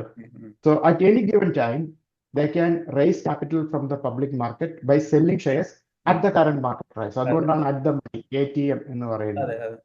അപ്പം at any given time MicroStrategy can sell the share to the public, and the beauty is MicroStrategy is a hugely popular stock. അതിന്റെ volume is probably the even Microsoft ആപ്പിളിനെക്കാളും ഒരു സമയത്ത് trade ചെയ്യുന്ന stock ആയിരുന്നു. അതെ, അത്ര ഭയങ്കര വോളിയം ഉണ്ട്. അങ്ങനെ വോളിയം ഉള്ളതുകൊണ്ട് ദേ ഹാവ് മാസീവ് ലിക്വിഡിറ്റി. അവരിപ്പോ ഒരു 2 ബില്യന്റെ അവരുടെ ഷെയർ സെല് ചെയ്താൽ പോലും it barely registers in the price. കാരണം അതിന്റെ പ്രൈസിനെ അഫക്ട് ചെയ്യുന്ന വേറെ കാര്യങ്ങളാണല്ലോ, ഇവര് സെല് ചെയ്യുന്നുണ്ടോ ഇല്ലയോ എന്നുള്ളതല്ല. Doesn't really matter whether person X sells 1 million or Michael Saylor sells 1 million of MicroStrategy shares. So at the money offering-ലൂടെ അവര് പ്രൈസ് റേസ് ചെയ്യാൻ തുടങ്ങി. That was thanks for reminding. That was the third stage in their capital raising evolution. അപ്പം പക്ഷേ അത് that came with lot of sort of negative publicity. അതിനെ ഈ short ചെയ്ത് ജിൻചാനോസിനെ പോലെയുള്ളവര് പറയാൻ തുടങ്ങി, I am shorting it because Michael Saylor is also selling his own shares. At the outset it will look true, അല്ലേ? കാരണം മൈക്രോ സ്ട്രാറ്റജിയും ചെയ്യുന്നത് അവരുടെ share വിറ്റ് ഒഴിവാക്കലാണ് പൈസ റേസ് ചെയ്യാൻ വേണ്ടിയിട്ട്. പക്ഷെ അത് കഴിഞ്ഞിട്ടുള്ള പാർട്ടാണ് കൂടുതൽ important. They are increasing the Bitcoin holding. അപ്പൊ അവര് ഈ ഷെയർ പ്രൈസിന്റെ എണ്ണം കൂട്ടി, ഷെയർസ് ഔട്ട്സ്റ്റാൻഡിങ്ങിന്റെ എണ്ണം കൂട്ടിയാൽ പോലും പെർ ഷെയർ ബിറ്റ്കോയിന്റെ അളവ് കൂടിയാണ് വരുന്നത് ഓരോ പ്രാവശ്യത്തെ ഈ അക്വിസിഷൻ പ്രോസസ് കഴിയുമ്പോഴും. So from about 120,000 bitcoin hold ചെയ്തിരുന്ന ഒരു കമ്പനി ഫ്രം ബിഗിനിങ് ഓഫ് 2024 അത്രയും ഉണ്ടായിരുന്നുള്ളൂ അവർക്ക്. ഇപ്പം അവർക്ക് 713,000 7,13,000 ബിറ്റ് കോയിൻ ഹോൾഡ് ചെയ്യുന്ന ഒരു കമ്പനി ആയിട്ട് ഈ പറയുന്ന സ്ട്രാറ്റജി അവർ ആ റേസിൽ അതിന് huge amount of that is from the ATM. കാരണം മൈക്രോ സ്ട്രാറ്റജി ഷെയർസിന് അത്രമാത്രം ഡിമാൻഡ് ഉണ്ട്, അത്രമാത്രം ട്രേഡിംഗ് വോളിയം ഉണ്ട്. So market can absorb that much of share selling because people are fundamentally believing bit coin ഉള്ള ഒരു ബാലൻസ് ഷീറ്റ് ഈസ് വാല്യൂബിൾ. അങ്ങനെ അതിലെ ഈ ഈ ഈ കൺവെർട്ടബിൾ ബോണ്ടിനോടും ATM ഇക്വിറ്റി സെയിൽസിനോടുമുള്ള ഡിപ്പെൻഡൻസി മാറ്റിയിട്ട് വേറൊരു രീതിയിൽ ക്യാപിറ്റൽ റേസ് ചെയ്യണം എന്നുള്ള ഒരു സെർച്ചിന്റെ പരിസമാപ്തിയിലാണ് ഇവർ ഈ പെർപെച്വൽ പ്രിഫേർഡ് ഇക്വിറ്റി എന്ന് പറയുന്ന സംഭവം കണ്ടുപിടിക്കുന്നത്. ഈ പെർപെച്വൽ ഇതിലോട്ട് കടക്കുന്നതിന് മുന്നേ നമുക്ക് ഒരു ക്വസ്റ്റ്യൻ ഒന്ന് ആൻസർ ചെയ്താലോ? ഇതിപ്പോ പല ആളുകൾക്കും ഉള്ള ഒരു കൺഫ്യൂഷൻ ആണ്. അതായത് മൈക്രോ സ്ട്രാറ്റജി ഷെയർ ഡൈല്യൂട്ട് ചെയ്യുന്നത് കാരണം കൊണ്ടാണ് ഷെയറിന്റെ പ്രൈസ് കുറയുന്നത് എന്നുള്ളത്. പക്ഷെ ഇൻട്രസ്റ്റിംഗ് ആയിട്ടുള്ള ഒരു കാര്യം, ഞാനും റീസെന്റ് ചെക്ക് ചെയ്തപ്പോൾ ഒരു കാര്യം മനസ്സിലായത്, കഴിഞ്ഞ സൈക്കിളിൽ അതായത് ബിറ്റ് കോയിൻ വാങ്ങാൻ തുടങ്ങിയ മുതൽക്ക് മൈക്രോ സ്ട്രാറ്റജിയുടെ ഷെയറിന്റെ പ്രൈസ് ഓൾമോസ്റ്റ് ഒരു 10 ടൈംസ് ആണ് മുകളിലോട്ട് പോയത്. അതിനുശേഷം ബിറ്റ് കോയിൻ താഴാൻ തുടങ്ങിയ സമയത്ത് മൈക്രോ സ്ട്രാറ്റജിയുടെ ഷെയറും 90% താഴോട്ട് വന്നു. അന്ന് അവര് ഷെയർ സെല്ലിങ്ങോ കാര്യങ്ങളോ ഒന്നുമില്ല. It just fell along with bitcoin. പക്ഷെ ഈ സൈക്കിളിലും നമ്മൾ നോക്കുകയാണെന്നുണ്ടെങ്കിൽ ബിറ്റ് കോയിൻ സൈക്കിൾ ടോപ്പിലോട്ട് എത്തി, അതിനുശേഷം ഇപ്പോൾ 50% ഡൗൺ ആയി. മൈക്രോ സ്ട്രാറ്റജി ഓൾസോ ഓൾമോസ്റ്റ് 70% ആണ് ഇപ്പോൾ ഡൗൺ ആയിട്ടുള്ളത്. അപ്പോൾ ഈ ഒരു ATMിലൂടെയാണ് ഷെയർ ഡൗൺ ആയത് എന്ന് പറയുന്നതിൽ ഒരു പോയിന്റ് ഇല്ല എന്നുള്ളതാണ് നമ്മൾ മനസ്സിലാക്കേണ്ടത്. അതെ, അതിനെക്കുറിച്ച് ട്രൂ നോർത്ത് ടീമിലുള്ള അഡ്രിയാൻ മോറിസ് എന്ന് പറയുന്ന ഒരു അനലിസ്റ്റ് വളരെ ഡീറ്റെയിൽഡ് ആയിട്ടുള്ള ഒരു മാത്തമാറ്റിക്കൽ സ്റ്റഡി നടത്തിയ പുള്ളി അതിന്റെ പേപ്പർ പബ്ലിഷ് ചെയ്തിട്ടുണ്ട്. So you can see the actual impact of ATM is like it barely registers 0.04% അങ്ങനെ എന്തോ ആണ് പുള്ളിക്ക് കിട്ടിയ calculation. It is impacted much more but like a huge amount by bitcoin price itself. നമുക്ക് മനസ്സിലാക്കേണ്ട ഒരു കാര്യം എന്ന് വെച്ച് കഴിഞ്ഞാൽ MSTR is a leveraged relationship with bitcoin because of the debt they have. ഇപ്പം ഈ ലെവറേജിനെ ഒരു ഉദാഹരണം പറയുകയാണ്, എങ്ങനെയാണ് ഒരു ഗുഡ് എക്സാമ്പിൾ പറയാം. നമ്മൾ വീട് വാങ്ങുമ്പം 1 ലക്ഷത്തിന്റെ ഒരു വീട് ഒരാൾ 10,000 രൂപ ഡെപ്പോസിറ്റ് ഇട്ടിട്ട് ബാക്കി 90,000 ബാങ്ക് ലോൺ എടുത്ത് വാങ്ങുന്നു. വീട് ഒരു 10-20 കൊല്ലം കഴിയുമ്പോൾ വീടിന്റെ വില 2 ലക്ഷം ആയെന്ന് വിചാരിക്കുക. ആ വീട് വിറ്റ് കഴിഞ്ഞാൽ നമുക്ക് കടം അടയ്ക്കേണ്ടത് അതുവരെ ബാക്കി ഒന്നും അടച്ചിട്ടില്ല എന്ന് തന്നെ വിചാരിക്കുക. 90,000 തിരിച്ചടച്ചു കഴിഞ്ഞാലും പിന്നെയും 110,000 ബാക്കി ഇയാൾ പ്രോഫിറ്റ് ആയി. അപ്പം 10,000 ഇൻവെസ്റ്റ് ചെയ്തിട്ട് 110,000 റിട്ടേൺ കിട്ടിയ പോലെയാണ്. That is the beauty of leverage. അതേപോലെ ഉള്ള ഒരു ലെവറേജ് അപ്രീസിയേഷൻ ആണ് മൈക്രോ സ്ട്രാറ്റജി കിട്ടുന്നത്. കാരണം they have bit coin on top of the debt. ആ ഒരു ലെവറേജ് ഉള്ളിടത്തോളം കാലം it's A double edge soared. It works on both direction. Bit coin goes up, it will go even more up. When Bitcoin comes down, it will come even further down. അത് എപ്പോഴും അതൊരു bitcoin is a 40 to 50 volume volatility asset. അതേസമയം MicroStrategy 70 to 80 volatility ആണ് vol എന്ന് പറയുന്ന marker നോക്കുമ്പോൾ. So that price swing will always be that. So you have to be prepared for that if you are an investor in MicroStrategy. ഇനി അടുത്ത പെർപെച്വൽസിലേക്ക് വരാം. അപ്പൊ ഇത് this is the first time someone is trying this sort of a model with a collateral like Bitcoin. പക്ഷെ ഹിസ്റ്ററിയിൽ ഇതിന് മുമ്പും ഉദാഹരണങ്ങളുണ്ട്. മറ്റേ അമേരിക്കൻ റെയിൽ റോഡ് വാണ്ടർബിൽറ്റ് എന്ന് പറയുന്ന ഒരാള് കണ്ടുപിടിച്ച സമയത്ത് പെർപെച്വൽ പ്രിഫേർഡ് ഇക്വിറ്റി റേസ് ചെയ്തിട്ടുണ്ട്. പുള്ളി the collateral was the actual railroad business itself. From the cash flow from the operations he will get, I will never repay you the debt, but I will pay you interest until perpetuity. അതുപോലെ എനിക്ക് തോന്നുന്നത് bank of ഇംഗ്ലണ്ടും അങ്ങനത്തെ perpetual preferred ഇക്വിറ്റികൾ raise ചെയ്തിട്ടുണ്ടെന്ന് തോന്നുന്നു during their early colonisation സമയത്ത്. അതുപോലെ exploratory you know ഷിപ്സിനെ എല്ലാവരും സെൻഡ് ചെയ്തപ്പം ഉം. ഇതേപോലത്തെ ഇതുണ്ട്. You will never probably pay me back, പക്ഷേ നിങ്ങളൊരു പുതിയ കോളിംഗ് വൈസ് സ്ഥാപിച്ചു കഴിഞ്ഞാൽ അതിൽ നിന്ന് കിട്ടുന്ന ആദായത്തിൽ നിന്ന് എല്ലാ കൊല്ലവും എനിക്കും വിരമണം കിട്ടും. ജസ്റ്റ് അങ്ങനത്തെ ഒരു പോയിന്റ് പറയാനുള്ള ഈ പെർപെച്വലിന്റെ മീനിങ് എന്ന് പറയുന്നത് ദർ ഇസ് നോ എന്താ പറയാ റീപേയ്മെന്റ്. റീപേയ്മെന്റ്, അല്ലെങ്കിൽ അതിനൊരു അതെ ലിമിറ്റ് ഇല്ല, അതെ അൺലിമിറ്റഡ് അതെ അതെ അതെ അതെ. അത് ഇപ്പം സുബേർ എനിക്ക് 1 billion perpetual preferred equity at 10% മേടിക്കുകയാണെങ്കിൽ, ഇനി എൻ്റെ നിന്ന് വാങ്ങുകയാണെങ്കിൽ, you will give me 1 billion, I will never repay you that 1 billion, അതെ. But for ever I will pay you 10% interest per annum till infinity. That's the concept. അപ്പം ആ ഒരു model Michael Saylor പറയുന്നത്, പുള്ളി AI-യുടെ ഹെൽപ്പോടുകൂടി he has AI to generate a perpetual preferred equity product with BTC collateral, and AI helped them iron out the details, and then he sent it to within a week or so the whole model was created apparently.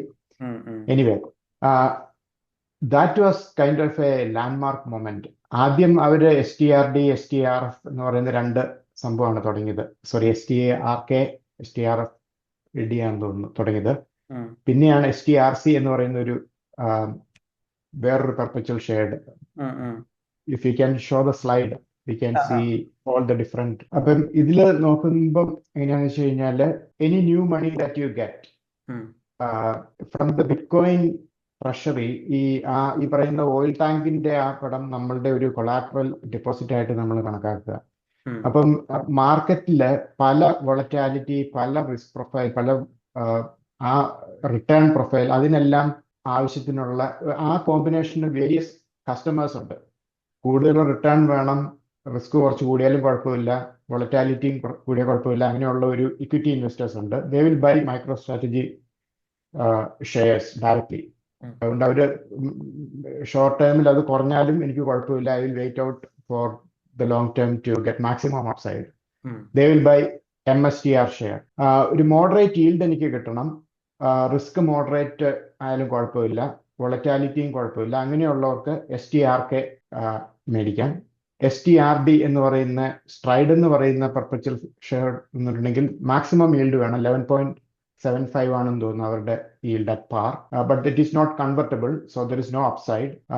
അതുകൊണ്ട് risk കുറച്ച് high ആണ്, പക്ഷേ moderate risk. എന്തുകൊണ്ടാണ് ഒരു risk high എന്നുള്ളത് പിന്നെ ഞാൻ explain ചെയ്യാം. കാരണം this is setup in A capital stack tear.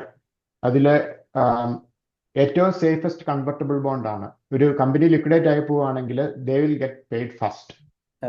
അത് കഴിഞ്ഞിട്ട് ഉള്ള നെക്സ്റ്റ് ടിയറിലുള്ള ആളുടെ പ്രിഫേർഡ് ഇക്വിറ്റി ആണ് വരിക. അവർ പേ ചെയ്ത് കഴിഞ്ഞിട്ട് പിന്നെ എന്തെങ്കിലും ബാക്കിയുണ്ടെങ്കിൽ മാത്രമേ കോമൺ ഷെയർ ഹോൾഡേഴ്സിന് കിട്ടുള്ളൂ. That is how the capital is always structured in A company. അപ്പൊ ഈ കൂടുതൽ റിസ്ക്കും കോമൺ ഇക്വിറ്റി ഷെയർ ഹോൾഡേഴ്സിനാണ്, ഏറ്റവും കൂടുതൽ അപ്സൈഡ് പൊട്ടൻഷ്യൽ. അതെ, also have the Dawn side potential. അത് രണ്ടും ആ റിസ്ക് എടുക്കുന്നതുകൊണ്ടാണ് അവർക്ക് അപ്സൈഡ് പൊട്ടൻഷ്യലിന്റെ റിസ്ക് റിട്ടേൺ കിട്ടുന്നത്. അങ്ങനെയുള്ള കുറെ ഈ പെർപെച്വൽ പ്രിഫേർഡ് ഇക്വിറ്റി ഇയാൾ ലോഞ്ച് ചെയ്തു. അപ്പം ഇതിന്റെ ബ്യൂട്ടി എന്താണെന്ന് വെച്ച് കഴിഞ്ഞാൽ, if you go back to the previous slide. Okay, അപ്പൊ ഇത് എവിടുന്നാണ് ഈ ക്യാപിറ്റൽ വരുന്നത് നോക്കാം. ഇക്വിറ്റി മാർക്കറ്റിൽ നിന്നാണ് MSTRലേക്ക് ATM ഇഷ്യൂ ചെയ്ത് അറ്റ് ദ മാർക്കറ്റിലെ ഷെയർസ് ഇഷ്യൂ ചെയ്തിട്ട് മൈക്രോ സ്ട്രാറ്റജി ബിറ്റ്കോയിൻ വാങ്ങാൻ ഫണ്ട് റൈസ് ചെയ്യുന്നത്. അതിന്റെ മാർക്കറ്റ്, എൻ്റെ അഡ്രസബിൾ മാർക്കറ്റ് എന്ന് പറയുന്ന ഒരു 150 ട്രില്യൺ മാർക്കറ്റ് ഉണ്ട്. ഓക്കെ, അതിന്റെക്കാളും വലിയൊരു മാർക്കറ്റാണ് ബോണ്ട് മാർക്കറ്റും മണി മാർക്കറ്റും കൂടെ കമ്പൈൻ ചെയ്തിട്ടുള്ളത്. That's probably those numbers are, it's more like 200 and 150. Almost 150 trillion market, bond market plus money marketiലുണ്ട്. ഓക്കെ, അതിനെ ആരും ടാപ്പ് ചെയ്യാനിപ്പം ഇല്ല.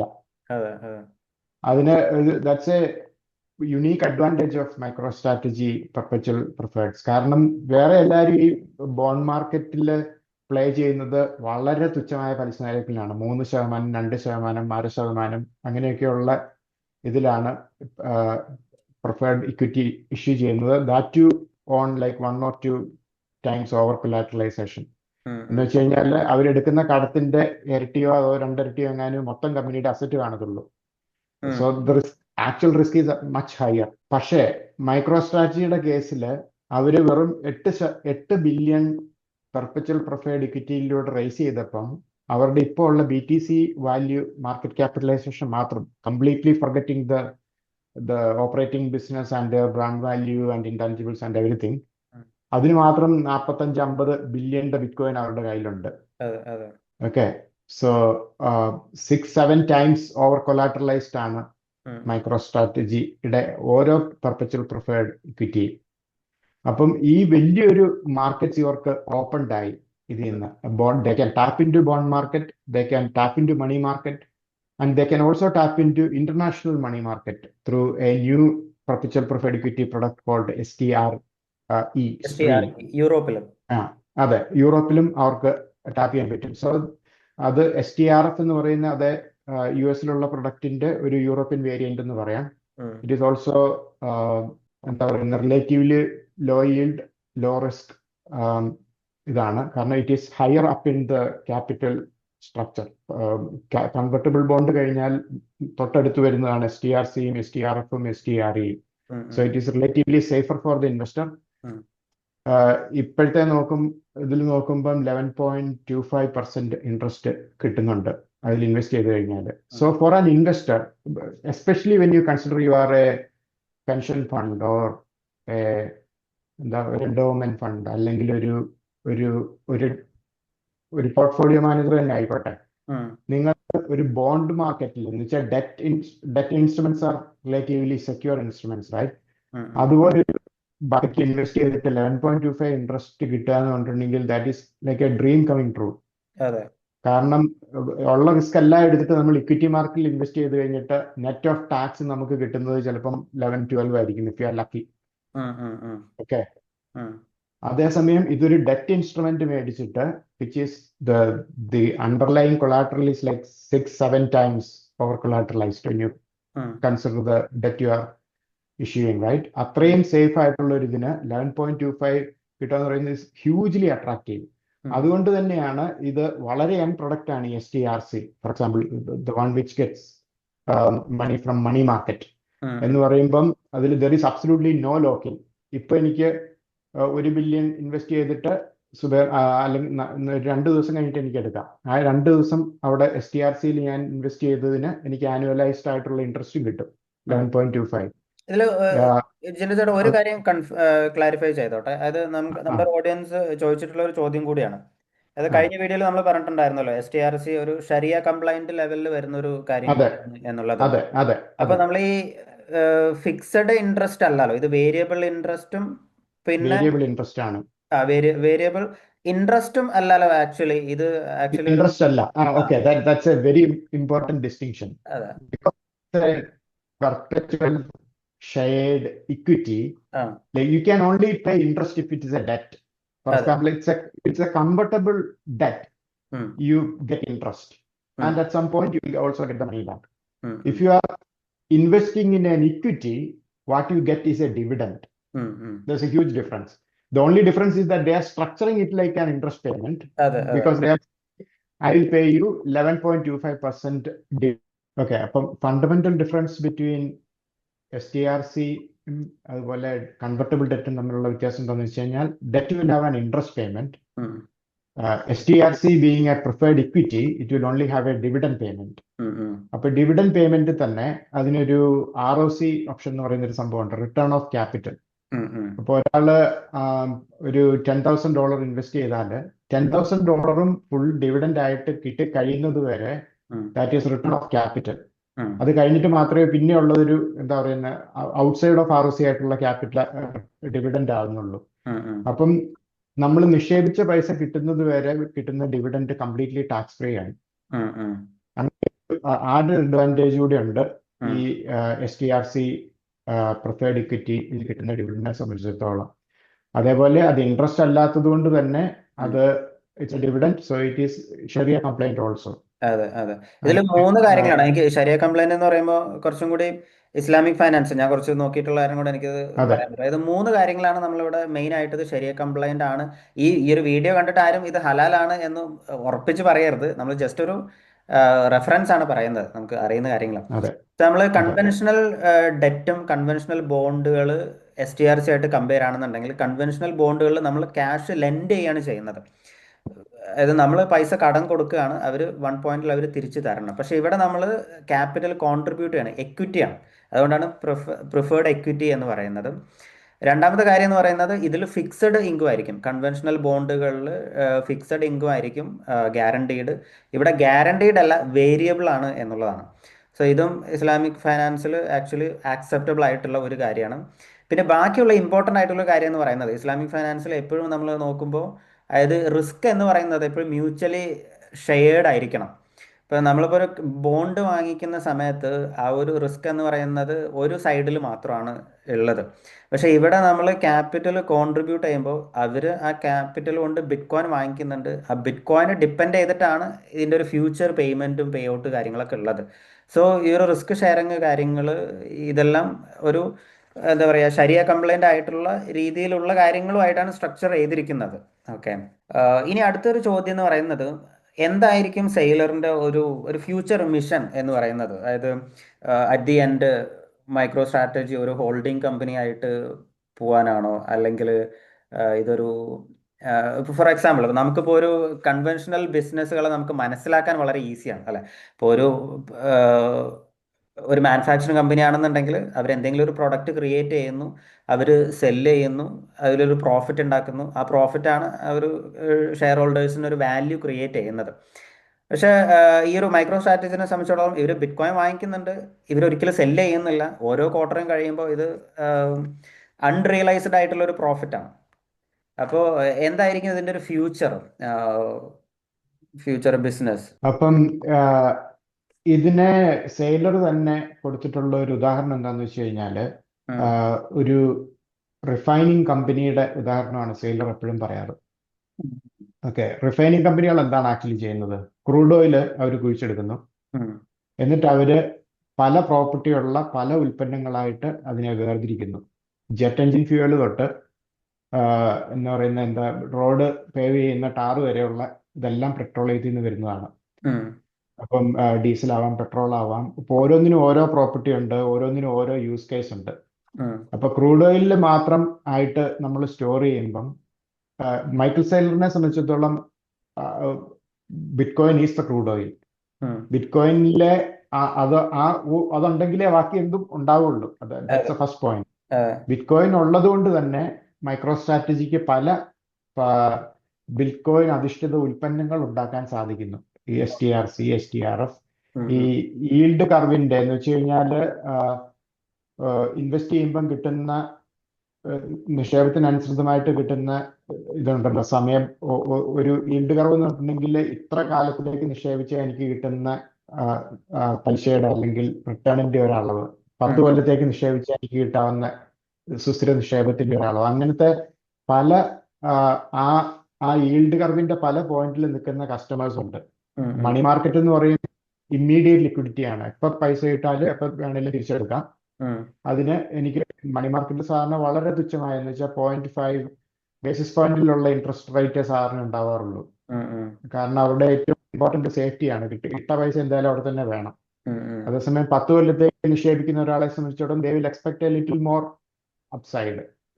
നമ്മൾ അത്രയും കാലത്തേക്ക് ആ പൈസ അവിടെ ലെൻഡ് ചെയ്യാണ്. അതുകൊണ്ട് അപ്പം സെയിലറുടെ ഉദ്ദേശം ഈൽഡ് കർവിന്റെ ഏത് പോയിന്റിലുള്ള ഒരാൾക്കും സ്യൂട്ടബിൾ ആയിട്ടുള്ള ഒരു bit coin derived credit product ഉണ്ടാക്കുക എന്നുള്ളതാണ് അയാളുടെ സ്ഥാപിത ലക്ഷ്യം. അത് പറഞ്ഞിട്ടുണ്ട്.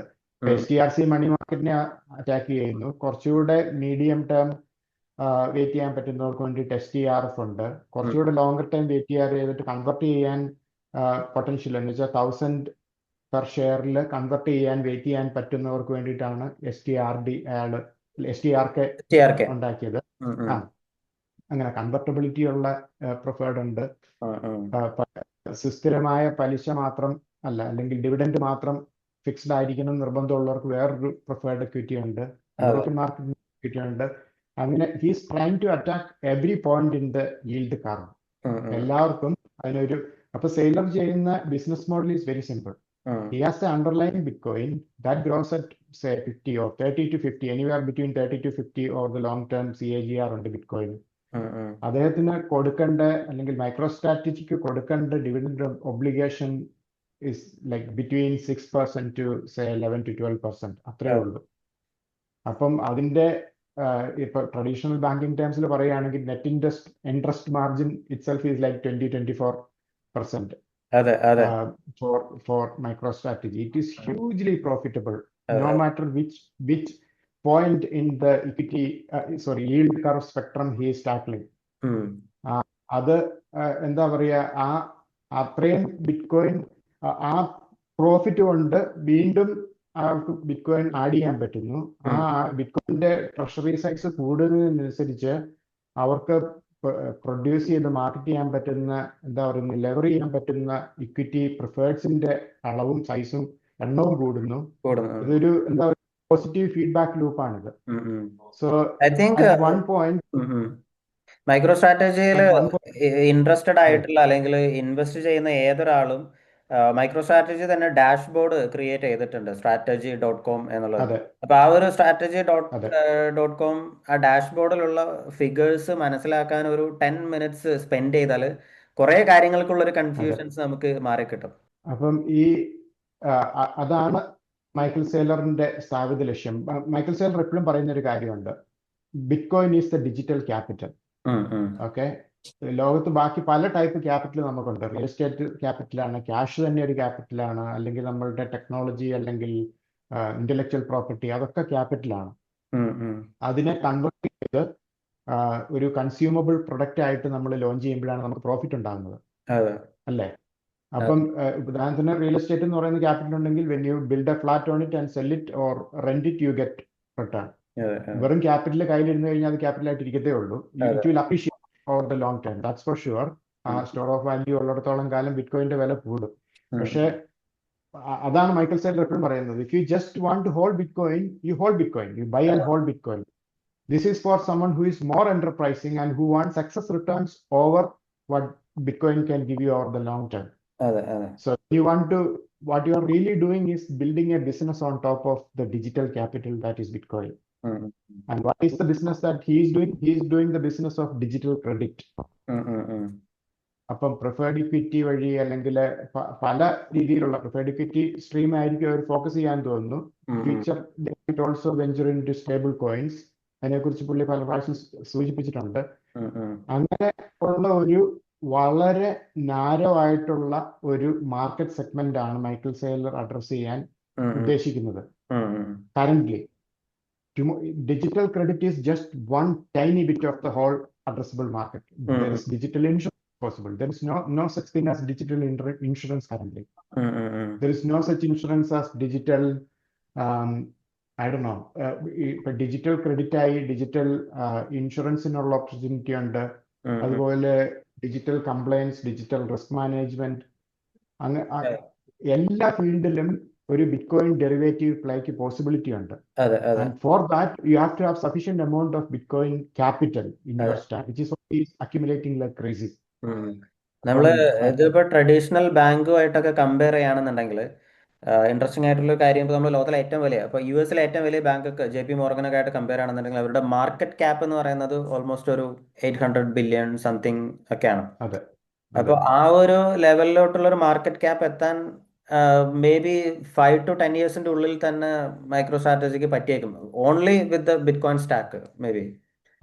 അപ്പൊ അവർക്ക് ഓൺ ടോപ്പ് ഓഫ് ദാറ്റ് ഈ ബാങ്കുകൾ തന്നെ ബിൽഡ് ചെയ്തിരിക്കുന്ന അതേപോലെ ഒരുപാട് പ്രോഡക്ട്സ് ഇനിയും ബിൽഡ് ചെയ്യാനും പറ്റും. അതെ അതെ. അപ്പൊ ഇനിയുള്ള ബിറ്റ്കോയിൻ അവര് ഒരു ബിറ്റ്കോയിൻ പോലും കൂടുതൽ വാങ്ങിയില്ലെങ്കിൽ പോലും ഇപ്പൊ ഏതാണ്ട് 7 ലക്ഷത്തിന് മുകളിൽ ബിറ്റ്കോയിൻ ഉണ്ട്.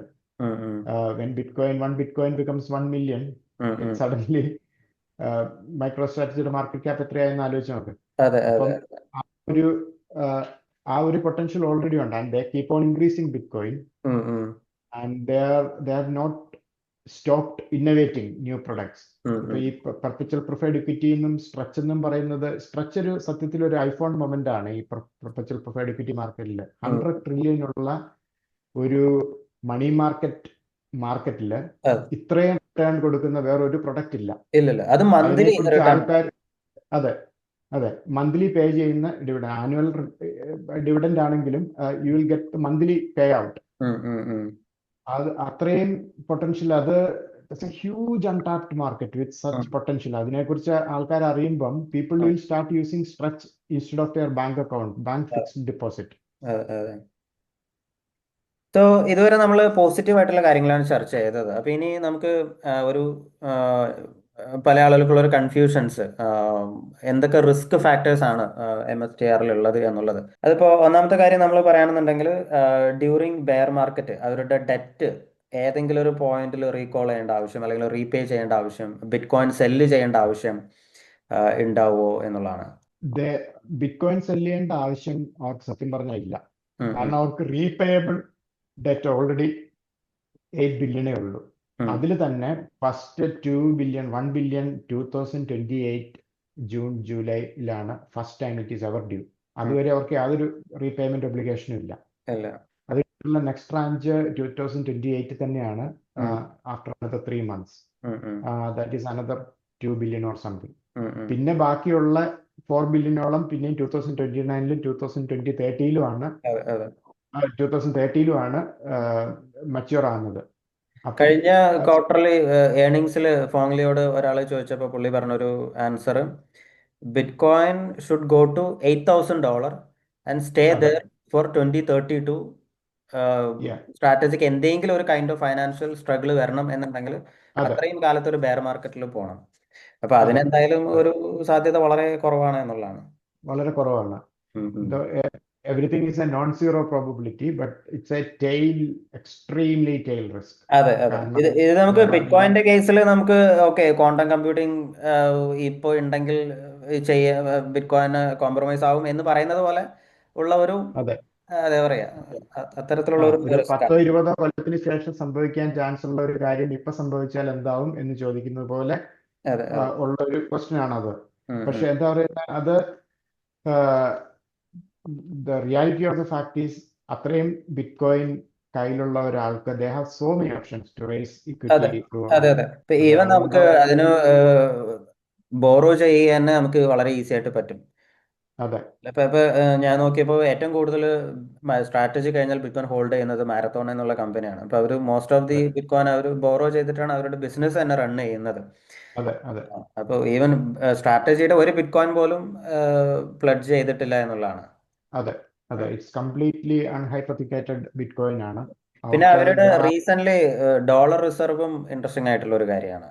അതെ, അതൊരു നല്ല പോയിന്റാണ് സുബേ. കാരണം ഈ ഡിവിഡൻഡ് പേയ്മെന്റ് അവർ ATM വഴിയായിരുന്നു ഉം. സെർവ് ചെയ്തിരുന്നത് കുറച്ചു കാലം മുമ്പ് വരെ. അതിനെക്കുറിച്ച് ഭയങ്കര കുറെ ബെയർസ് അതിനെ കുറ്റം പറഞ്ഞ, അത് അവര് ഓൾറെഡി അവരൊരു പൂഞ്ചിയാണ്, അവരുടെ ഷെയർ വിറ്റിട്ട് എന്ന് വെച്ചാൽ വേറെ ആളുടെ കയ്യിൽ നിന്ന് പൈസ വാങ്ങിയിട്ട് അയാൾക്ക് ഒരു അതെ. ഡിവിഡൻഡ് ആണെന്നൊക്കെയുള്ള കുറെ ആരോപണങ്ങൾ ഉണ്ടായിരുന്നു. അതിന് ഒരു മറുപടി എന്നോണമാണ് അവര് ഇപ്പൊ 2.5 ബില്യണോളം അവര് US ഡോളർ റിസർവ് ആയിട്ട് കീപ്പ് ചെയ്യുന്നുണ്ട്. ഉം, സോ ഉം, that will satisfy the dividend payment requirements for the next 23 months. ഉം, ഉം. അതെ, 2.5 കൊല്ലത്തോളമുള്ള ഇത് വേറൊന്നും ചെയ്യാതെ തന്നെ അവർക്ക് ഡിവിഡൻഡ് പേ ചെയ്യാനുള്ള പൈസ അവരുടെ കയ്യിലുണ്ട്. അതെ.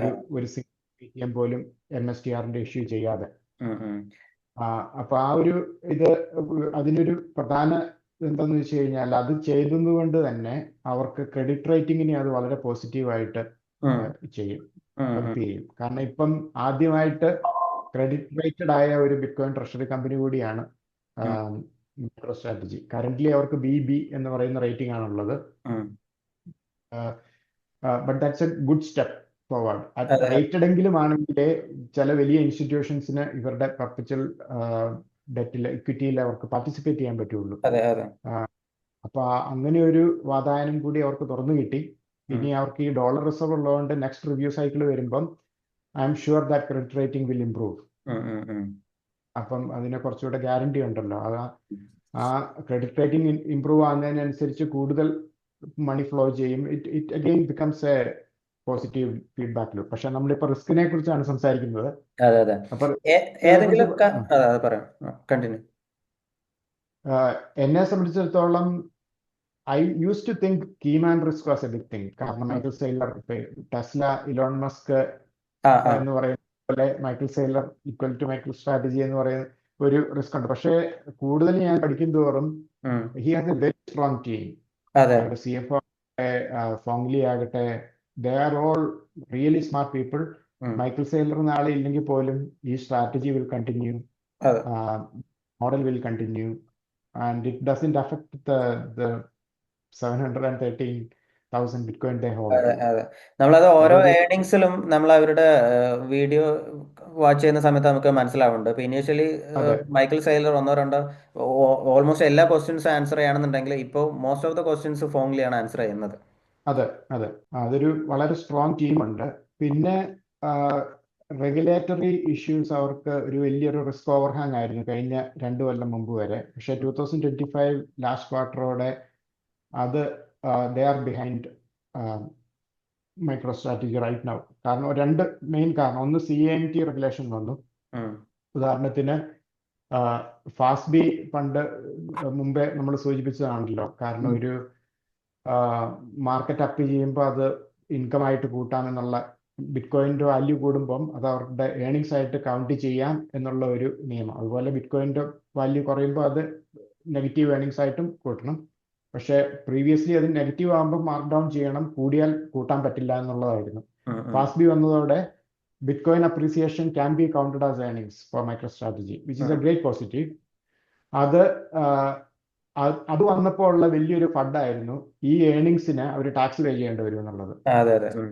അപ്പം ക്യാംറ്റി എന്നുള്ള ആ ഒരു ഇത് വന്നതോടെ, ബില്ല് വന്നതോടെ അവർക്ക് ഈ unrealised profit for treasury holding ഉം. നോൺ ടാക്സബിൾ ആണ് എന്നുള്ള ക്ലാരിറ്റി വന്നു. അപ്പൊ ഉം. അതിനവർക്ക് ടാക്സ് ഒബ്ലിഗേഷൻ ഇല്ല. ഉം. ഉം. ഉം. അപ്പൊ ആ രണ്ട് ടു ബിഗ് റെഗുലേറ്ററി റിസ്ക്, അത് രണ്ടും ഇപ്പം മാറി. ഉം. ഉം. പിന്നെയും ഇപ്പൊ അടുത്ത ട്രംപ് ഗവൺമെന്റിന് ശേഷം, which is a very crypto friendly administration, ഇത് ഉം. മാറിയിട്ട് ഇനി ഒരു ഡെമോക്രാറ്റ് അഡ്മിനിസ്ട്രേഷനോ എലിസബത്ത് വാറിനോ AOC വല്ലതും പ്രസിഡന്റ് ആവുകയാണെങ്കിൽ, ഐ ഡോ know, they may try to strangle bitcoin and crypto associated companies. ഉം. That risk still exist. പക്ഷേ as usual politicians will have to listen to their voters, right? There is അതെ a അതെ substantial amount of voter base who are Bitcoiners. അതെ. ഒരു recent statistics ഞാൻ കാണാനിടയായി. The total number of Bitcoiners in America ഉം. is slightly greater than the normal number of Catholics in the USA. The Christian Catholic belt in the USA is a very strong vote bank.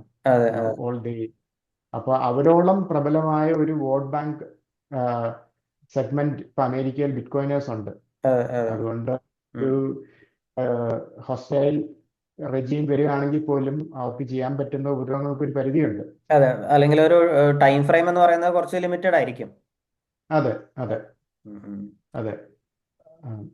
പിന്നെ ഇപ്പോൾ micro സ്ട്രാറ്റജിയുടെ ഈ ഒരു 700,000 bitcoin അവർ hold ചെയ്യുന്നത് അവരുടെ കസ്റ്റഡിയിലല്ല, അതേപോലെ തന്നെ അല്ല. ഇൻസ്റ്റിറ്റ്യൂഷണൽ കസ്റ്റഡിയിലാണ്. ഇപ്പോൾ അതെ. ഇനീഷ്യലി അവർ കോയിൻ ബേസിലായിരുന്നു, ഇപ്പോൾ ഫിഡിലിറ്റിയിലും കൂടി സ്റ്റാർട്ട് ചെയ്തിട്ടുണ്ട് തോന്നുന്നു. സോ അറ്റ് എനി പോയിന്റ് ഈ ഇത്തരത്തിലുള്ള ഏതെങ്കിലും വാലറ്റ് കോംപ്രമൈസ് ആവുക അങ്ങനെയുള്ള കാര്യങ്ങളുടെ പോസിബിലിറ്റി എന്തൊക്കെയാണ്? സ്റ്റിൽ അതൊരു Possibly, it is a very tricky trade-off actually. കാരണം 713,000 ബിറ്റ്കോയിൻ സെൽഫ് ഹോസ്റ്റ് ചെയ്യുക എന്നുള്ളത് ഉം. Is putting MicroStrategy key people and employees at great personal risk. ഉം. അത് നമ്മൾ അക്നോളജ് ചെയ്തേ പറ്റൂ.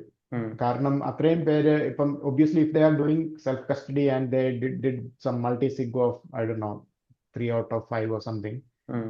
it is still conceivable that the families of Michael and his key executives could be compromised or threatened or kidnapped. അതെ Our risk is far greater than a huge American regulated insured institution being compromised as a whole. കാരണം even if Coinbase gets liquidated tomorrow, whatever the holdings within Coinbase is insured. Okay, is some sort of recourse to the money that you might lose otherwise. അത് self കസ്റ്റഡിയിൽ അതില്ല. നമുക്കറിയാമല്ലോ, self custody like you are your sole custodian, and if it's gone it's gone. There is no intermediary, and it is far easier to insure and protect yourself in an institutional custody than self custody. അങ്ങനെ ഒരു ഇതുണ്ട്. ഇപ്പം anchor watch പോലെ നമ്മളുടെ self custody insure ചെയ്യുന്ന American institutions ഉണ്ട്. The funny thing is they are not as big as MicroStrategy. So MicroStrategy cannot possibly go to those insurers to insure അതെ themselves. അതെ. സമയം Coinbase-ന് they can go to Lloyd's because it's traditional fiat insurance, right? They can at least cover the fiat value of whatever Bitcoin they hold within Coinbase. ആ ഒരു ഇതുണ്ട്. Okay, അടുത്തൊരു ചോദ്യം. MSTRന്റെ upside potential, അതായത് ഇപ്പോൾ ഓക്കെ ഈ കഴിഞ്ഞ സൈക്കിളിൽ നമ്മൾ നോക്കുകയാണെന്നുണ്ടെങ്കിൽ ഈ ഒരു ബുൾ സൈക്കിളിൽ ഓൾമോസ്റ്റ് ഒരു 2ന്റെ എബോവ് ഒക്കെ ആയിരുന്നു MNAV ഉണ്ടായിരുന്നത്. സോ എവറി ടൈം MNAV ഒരു ഓൾമോസ്റ്റ് ഒരു 1ന്റെ ഒക്കെ അടുത്ത് എത്തുമ്പോൾ എല്ലാവരും പറയുന്നൊരു കാര്യമാണ് ഇനി MSTRൽ ഒരു അപ്സൈഡ് പൊട്ടൻഷ്യൽ ഇല്ല, ഇനി ഒരു അത്രയും ഒരു പ്രീമിയം ഉണ്ടാവാൻ സാധ്യതയില്ല എന്നുള്ളത്. അതിനെക്കുറിച്ച് എന്താണ് പറയാനുള്ളത്? നമ്മളിപ്പോൾ കഴിഞ്ഞ ഒരു സൈക്കിളിൽ $10 to $130 വരെ MSTR പോയി. അത് കഴിഞ്ഞതിന് ശേഷം 90% ക്രാഷായി. And from $13-14 it went up to $540. സോ ഇപ്പം നമ്മൾ ആ ഒരു പോയിന്റിലാണ് ഉള്ളത്. സോ അടുത്തൊരു 10x ഒരു ഓപ്പർച്യൂണിറ്റി ഇനി ഇല്ലേ? 10x അതിൽ കൂടുതലോ ഉള്ള ഓപ്പർച്യൂണിറ്റി ഉണ്ട്. ലേറ്റസ്റ്റ് ട്രൂ നോർത്ത് എപ്പിസോഡിൽ ഗ്രെയിൻ ഓഫ് സോൾട്ട് എന്ന് പറയുന്ന മൈക്ക് ഗ്രാൻഡ് പുള്ളി പബ്ലിഷ് ചെയ്ത ഒരു വാല്യുവേഷൻ മോഡലുണ്ട്. അതിൽ പുള്ളി പറയുന്നത് it was a 10-year projection. 10-year projectionil sorry, 5-year projection. 5-year projection his bear case was 2,500 for MicroStrategy. Bull case was something like 11,000 per share for MicroStrategy, and medium was 5,500 or something. Okay, so that is one valuation model, but the reality is we don't know. All I can predictably say is Bitcoin's value will keep going up. Okay, the value thesis is still intact. The adoption curve is increasing. People are knowing more and more about Bitcoin. എന്താ പറയുന്ന knowledge gap fill ആകുന്നതിനനുസരിച്ച് അതിന്റെ adoption കൂടുന്നു, അതിനനുസരിച്ച് അതിന്റെ value കൂടുന്നു. Bitcoin ഒരു acceptable capital asset ആയിട്ട് അല്ലെങ്കിൽ ഒരു ഇൻവെസ്റ്റബിൾ അസറ്റ് ആയിട്ട് ലോകത്തിലെ എല്ലാ ഭാഗത്തും ഇപ്പൊ അംഗീകരിക്കപ്പെട്ടു തുടങ്ങി. അമേരിക്ക അതിന് ലീഡ് എടുത്തതോടുകൂടി ETF ലോഞ്ച് ചെയ്തു. അപ്പം even people who don't understand bitcoin have started investing in bitcoin. അതിന്റെ fundamental monetary sovereignty, inflation, decentralization അതൊന്നും അറിയാത്തവർക്കും ഇത് പൈസ ഇട്ടാൽ കൂടും, അതുകൊണ്ട് ഞാൻ ഇൻവെസ്റ്റ് ചെയ്യുന്നു എന്നുള്ളത് ബിറ്റ്കോയിനിൽ ഇൻവെസ്റ്റ് ചെയ്യുന്നു. അപ്പൊ ആ ഒരു കുറച്ചു കാലം കഴിയുമ്പോൾ ബിറ്റ്കോയിനിലുള്ള knowledge will become irrelevant because it will become facto capital. That is where I keep my money. I might spend Indian rupees, UAE currency or American currency. പക്ഷേ my savings is in Bitcoin എന്നുള്ള ഒരു അവേക്കണിംഗിലേക്ക് ലോകം വരും. ആ സമയത്ത് ബിറ്റ്കോയിന്റെ price will kind of stabilize. It might be 15 million per Bitcoin, 13 million. I don't know. It will be a very high amount, I am sure. That much. And my thesis is at least in the next 10 years, Bitcoin's price will at a minimum 10x from here. Close or above.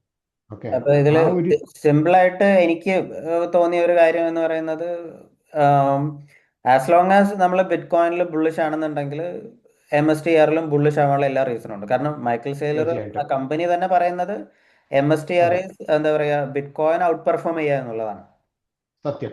ഇപ്പം IT boom തുടങ്ങുന്നതിന് മുമ്പ് ബാംഗ്ലൂർ ഒരു 1 ഏക്കറോ 10 ഏക്കറോ സ്ഥലത്തിൽ നമ്മൾ invest ചെയ്യുന്ന പോലെയാണ് ഇപ്പം നമ്മൾ ബിറ്റ്കോയിൻ വാങ്ങുന്നത്. ഓക്കെ, അതേസമയം ആ 10 ഏക്കർ സ്ഥലമുള്ള ഒരാൾക്ക് അവിടെ ഒരു IT പാർക്ക് പണിയാൻ അയാൾ തുടങ്ങുമ്പോൾ അയാളുടെ കമ്പനിയിൽ ഇൻവെസ്റ്റ് ചെയ്യുന്ന പോലെയാണ് നമ്മളിപ്പം MicroStrategy വാങ്ങുന്നത്. ഓക്കെ, അപ്പം ആ IT പാർക്ക് സക്സസ് ആയില്ലെങ്കിൽ പോലും അവിടെ ആ സ്ഥലത്തിന്റെ വില അപ്രീഷിയേറ്റ് ചെയ്യുന്നത് നമുക്ക് ഉറപ്പുണ്ട്. അത്രയും ഉള്ള ഒരു ഉദാഹരണമാണ് എനിക്ക് അതിനെ രണ്ടിനെ കുറിച്ചും പറയാനുള്ളത്. അതിന് റിസ്ക് ഉണ്ടായേക്കാം. ഒരു സ്ലൈഡ് ഷെയർ ചെയ്യാവോ? MicroStrategyയും ബിറ്റ്കോയിനും കമ്പയർ ചെയ്യുന്ന ഒരു. അപ്പൊ ഇതില് നോക്കുമ്പോൾ നമുക്കറിയാം ബിറ്റ്കോയിനെ സംബന്ധിച്ചിടത്തോളം there is no yield, it's just a capital. Okay, it's like holding land. You have to directly go and acquire Bitcoin. There is no other gateway or anything. There is deep liquidity, deep options market. There is no passive blow. There is no separate brand credit advantage. അതൊന്നുമില്ല. 24/7 trading ആണ്. No counterparty risk. That's a very key point. Okay. When you own Bitcoin, you own Bitcoin. You are not at the mercy of anyone else doing anything stupid. അതെ നമ്മൾ തന്നെയാണ് അതിന്റെ പൂർണ്ണ അധികാരി. അതുപോലെ seizure resistant ആണ്. വേറെ ആർക്കും അത് കോൺഫിസ്കേറ്റ് ചെയ്യാൻ പറ്റത്തില്ല. If you do your keep your private key secure and self sovereignty ഉണ്ട്. മൈക്രോ സ്ട്രാറ്റജിയെ സംബന്ധിച്ചിടത്തോളം കുറെ ഡിസഡ്വാൻറ്റേജും ഉണ്ട്, കുറെ അഡ്വാൻറ്റേജും ഉണ്ട്. ഉദാഹരണത്തിന് credit advantage, brand associated with it, passive flows ഉണ്ട്, ഇന്റർനാഷണൽ ഗേറ്റ്വേ ഉണ്ട്. ഉദാഹരണത്തിന് ബിറ്റ്കോയിൻ വാങ്ങാൻ പറ്റാത്ത ആൾക്കാർക്ക്, പറ്റാത്ത ഫണ്ടുകൾക്കും മൈക്രോ സ്ട്രാറ്റജി വാങ്ങാം. Because it is just get an indirect exposure to Bitcoin. For example ഇപ്പൊ ഇന്ത്യയിൽ നിന്ന് അമേരിക്കൻ മാർക്കറ്റിലുള്ള മൈക്രോ സ്ട്രാറ്റജി വാങ്ങിക്കാം, പക്ഷെ അമേരിക്കൻ മാർക്കറ്റിൽ ട്രേഡ് ചെയ്യുന്ന ഐബിറ്റ്, ബ്ലാക്ക് റോക്കിന്റെ ETF വാങ്ങിക്കാൻ പറ്റില്ല. അങ്ങനെയുള്ളവർക്കൊരു it's an indirect route for bitcoin exposure and excess return also. ETF-കളെ സംബന്ധിച്ചിടത്തോളം ലിക്വിഡിറ്റി ഓപ്ഷൻസ് മാർക്കറ്റും ഉണ്ട് എന്നുള്ളൊഴികെ ബാക്കി എല്ലാ കേസിലും അതുപോലെ ഫ്യൂച്ചേഴ്സ് മാർക്കറ്റും, അത് രണ്ടും BTC-യെക്കാളും ഇൻഫീരിയർ ആണ്. In my own personal philosophy, think about it as like if you are a passive investor, you just buy bitcoin whenever you can and hold it forever. എത്ര പെർസെൻറ്റേജ് ഇപ്പോൾ ഫോർ എക്സാമ്പിൾ ഇപ്പോൾ ബിറ്റ്കോയിനിലും MSTR-ലും invest ചെയ്യണമെന്നുണ്ടെങ്കിൽ, only ഇത് രണ്ടിൽ മാത്രം invest ചെയ്യണമെന്നുണ്ടെങ്കിൽ എത്ര പെർസെൻറ്റേജ് ബിറ്റ്കോയിനിൽ ഇൻവെസ്റ്റ് ചെയ്യണം? MSTR മാക്സിമം എത്ര അലൊക്കേഷൻ വരെ കൊടുക്കാം പെർസെൻറ്റേജ്? അതിനെക്കുറിച്ച് സയന്റിഫിക് ആയിട്ടുള്ള ഒരു ആൻസർ ചോദിച്ചാൽ എനിക്ക് അറിയില്ല. In my own personal portfolio I keep it 50-50. Any new money that is going 50% will go to MSTR. ഞാൻ അതിലും കുറച്ച് റിസ്ക് കുറവാണ് എൻ്റെ പേഴ്സണലി എനിക്കുള്ളത്. ഒരു 30-25% ഒക്കെയാണ് മാക്സിമം എടുക്കുന്നത്. സോ കഴിഞ്ഞ സൈക്കിളിൽ എനിക്കിപ്പോൾ ഓർമ്മയുണ്ട് ജിൻഡോ ചേട്ടൻ പറഞ്ഞത്, കഴിഞ്ഞ 2020-21 ജിൻഡോ ചേട്ടൻ ടെസ്ലയുടെ സ്റ്റോക്ക് വാങ്ങിച്ചിട്ടാണ് ടെസ്ല മോഡൽ Y വാങ്ങിച്ചത് പ്രോഫിറ്റില്, അല്ലെ? അപ്പൊ ഈ സൈക്കിളിൽ ഐ നോ മൈക്രോ സ്ട്രാറ്റജിയിൽ ജിൻഡോ ചേട്ടൻ ഇൻവെസ്റ്റ് ചെയ്തിട്ടുണ്ട്. അപ്പൊ ഇനി എന്തെങ്കിലും പ്ലാൻ ഉണ്ടോ? Maybe Porsche or Ferrari? അത് അങ്ങനത്തെ ഹീഡോണിസ്റ്റിക് എനിക്കില്ല. I want this to become, എന്താ പറയുന്ന, ഒരു multi generational legacy. I want my children to be free. Okay. It's more important than a Porsche or a Ferrari. Nice. ഇപ്പോൾ ഉള്ള current പ്രൈസിൽ MSTR-ന്റെ ഇപ്പോൾ കറണ്ട് പ്രൈസിൽ മൈക്രോ സ്ട്രാറ്റജി വാങ്ങിക്കുന്നത് റെക്കമെൻഡഡ് ആണോ, അതോ കുറച്ചും കൂടി താഴോട്ട് പോയി വാങ്ങിക്കുന്നതാണോ ബെറ്റർ? ആർക്കും പറയാൻ പറ്റില്ല ഏതാണ് ബോട്ടം എന്നുള്ളത്. ബോട്ടം അത് you will only come to know post fact, അല്ലേ? കാരണം നമ്മൾ when you are at the bleeding edge of the chart, you never know whether it will go up or down. This is a dream price range, in my opinion. Anything close to 100, if you are ready to, if you are willing or thinking about investing in MicroStrategy at say 300 or 400 or even 500, as some people have done, $100 range is an extremely valuable, attractive valuation. എന്തുകൊണ്ടും മേടിക്കുന്നതിൽ നഷ്ടം വരില്ല എന്നാണ് എനിക്ക് തോന്നുന്നത്. അധികം ആളുകളും, എനിക്ക് personally എനിക്ക് തോന്നുന്നത്, അധികം ആളുകളും ചെക്ക് ചെയ്യേണ്ട ഒരു 1-2 മെട്രിക്സ് എന്ന് പറയുന്നത് MNAV വളരെ ഇമ്പോർട്ടൻ്റ് ആയിട്ടുള്ള ഒരു മെട്രിക്സ് ആയിരിക്കും. അതായത് whenever it close to 1 അല്ലെങ്കിൽ ബിലോ വരികയാണെന്നുണ്ടെങ്കിൽ അത് നമുക്ക് അണ്ടർ വാല്യൂഡ് ആയിട്ട് കൺസിഡർ ചെയ്യാം. മേ ബി whenever ഒരു 2-2.5 ഒക്കെ വരികയാണെന്നുണ്ടെങ്കിൽ ഓവർ വാല്യൂഡ് ആയിട്ട്, മേ ബി ഈ റൊട്ടേഷൻ പർപ്പസിന് വേണ്ടി വാങ്ങിക്കുന്ന ആളുകളാണ്. ഫോർ എക്സാമ്പിൾ ഇപ്പോൾ എൻ്റെ കേസിലാണെന്നുണ്ടെങ്കിൽ ഞാൻ MSTR-നെ കാണുന്നത് കൂടുതൽ ബിറ്റ്കോയിൻ അക്യുമുലേറ്റ് ചെയ്യാനുള്ള ഒരു വെഹിക്കിൾ ആയിട്ടാണ്. അതായത് ഇനീഷ്യലി ചിലപ്പോൾ ഒരു 70-30% അലോക്കേറ്റ് ചെയ്തു എന്നുണ്ടെങ്കിൽ ഈ 30% ഒരു 50% ആകുമ്പോൾ I will convert MSTR into bitcoin, so that my bitcoin stack will keep increasing. അപ്പോൾ അതിലൊരു ഇമ്പോർട്ടൻ്റ് ആയിട്ടുള്ള ഒരു മെട്രിക്സ് അല്ലേ MNAV എന്ന് പറയുന്നത്? തീർച്ചയായിട്ടും. നമ്മളിതിനെ സെക്യൂരിറ്റി വാല്യുവേഷൻസിന്റെ പാരലൽസ് നോക്കുമ്പോൾ strategy should be valued more like A bank. ബാങ്കിനെ സംബന്ധിച്ചിടത്തോളം നമ്മൾ PE റേഷ്യോ അല്ല നോക്കേണ്ടത്. നമ്മൾ ശരിക്കും ബുക്ക് വാല്യൂ വെച്ചിട്ടാണ് നമ്മളുടെ ബുക്ക് വാല്യൂ മൾട്ടിപ്പിൾ. ഓക്കെ, ഇപ്പം HDFC ബാങ്കോ ICICI ബാങ്കോ പോലെയുള്ള ഒരു ബാങ്ക് അവരുടെ മൾട്ടിപ്പിൾ ഓവർ ബുക്ക് വാല്യൂ 1 എന്ന് പറഞ്ഞിട്ടുണ്ടെങ്കിൽ അവരുടെ മൊത്തമുള്ള അസറ്റിന്റെ അത്രേ അവരുടെ മാർക്കറ്റ് ക്യാപ്പ് ഉള്ളൂ.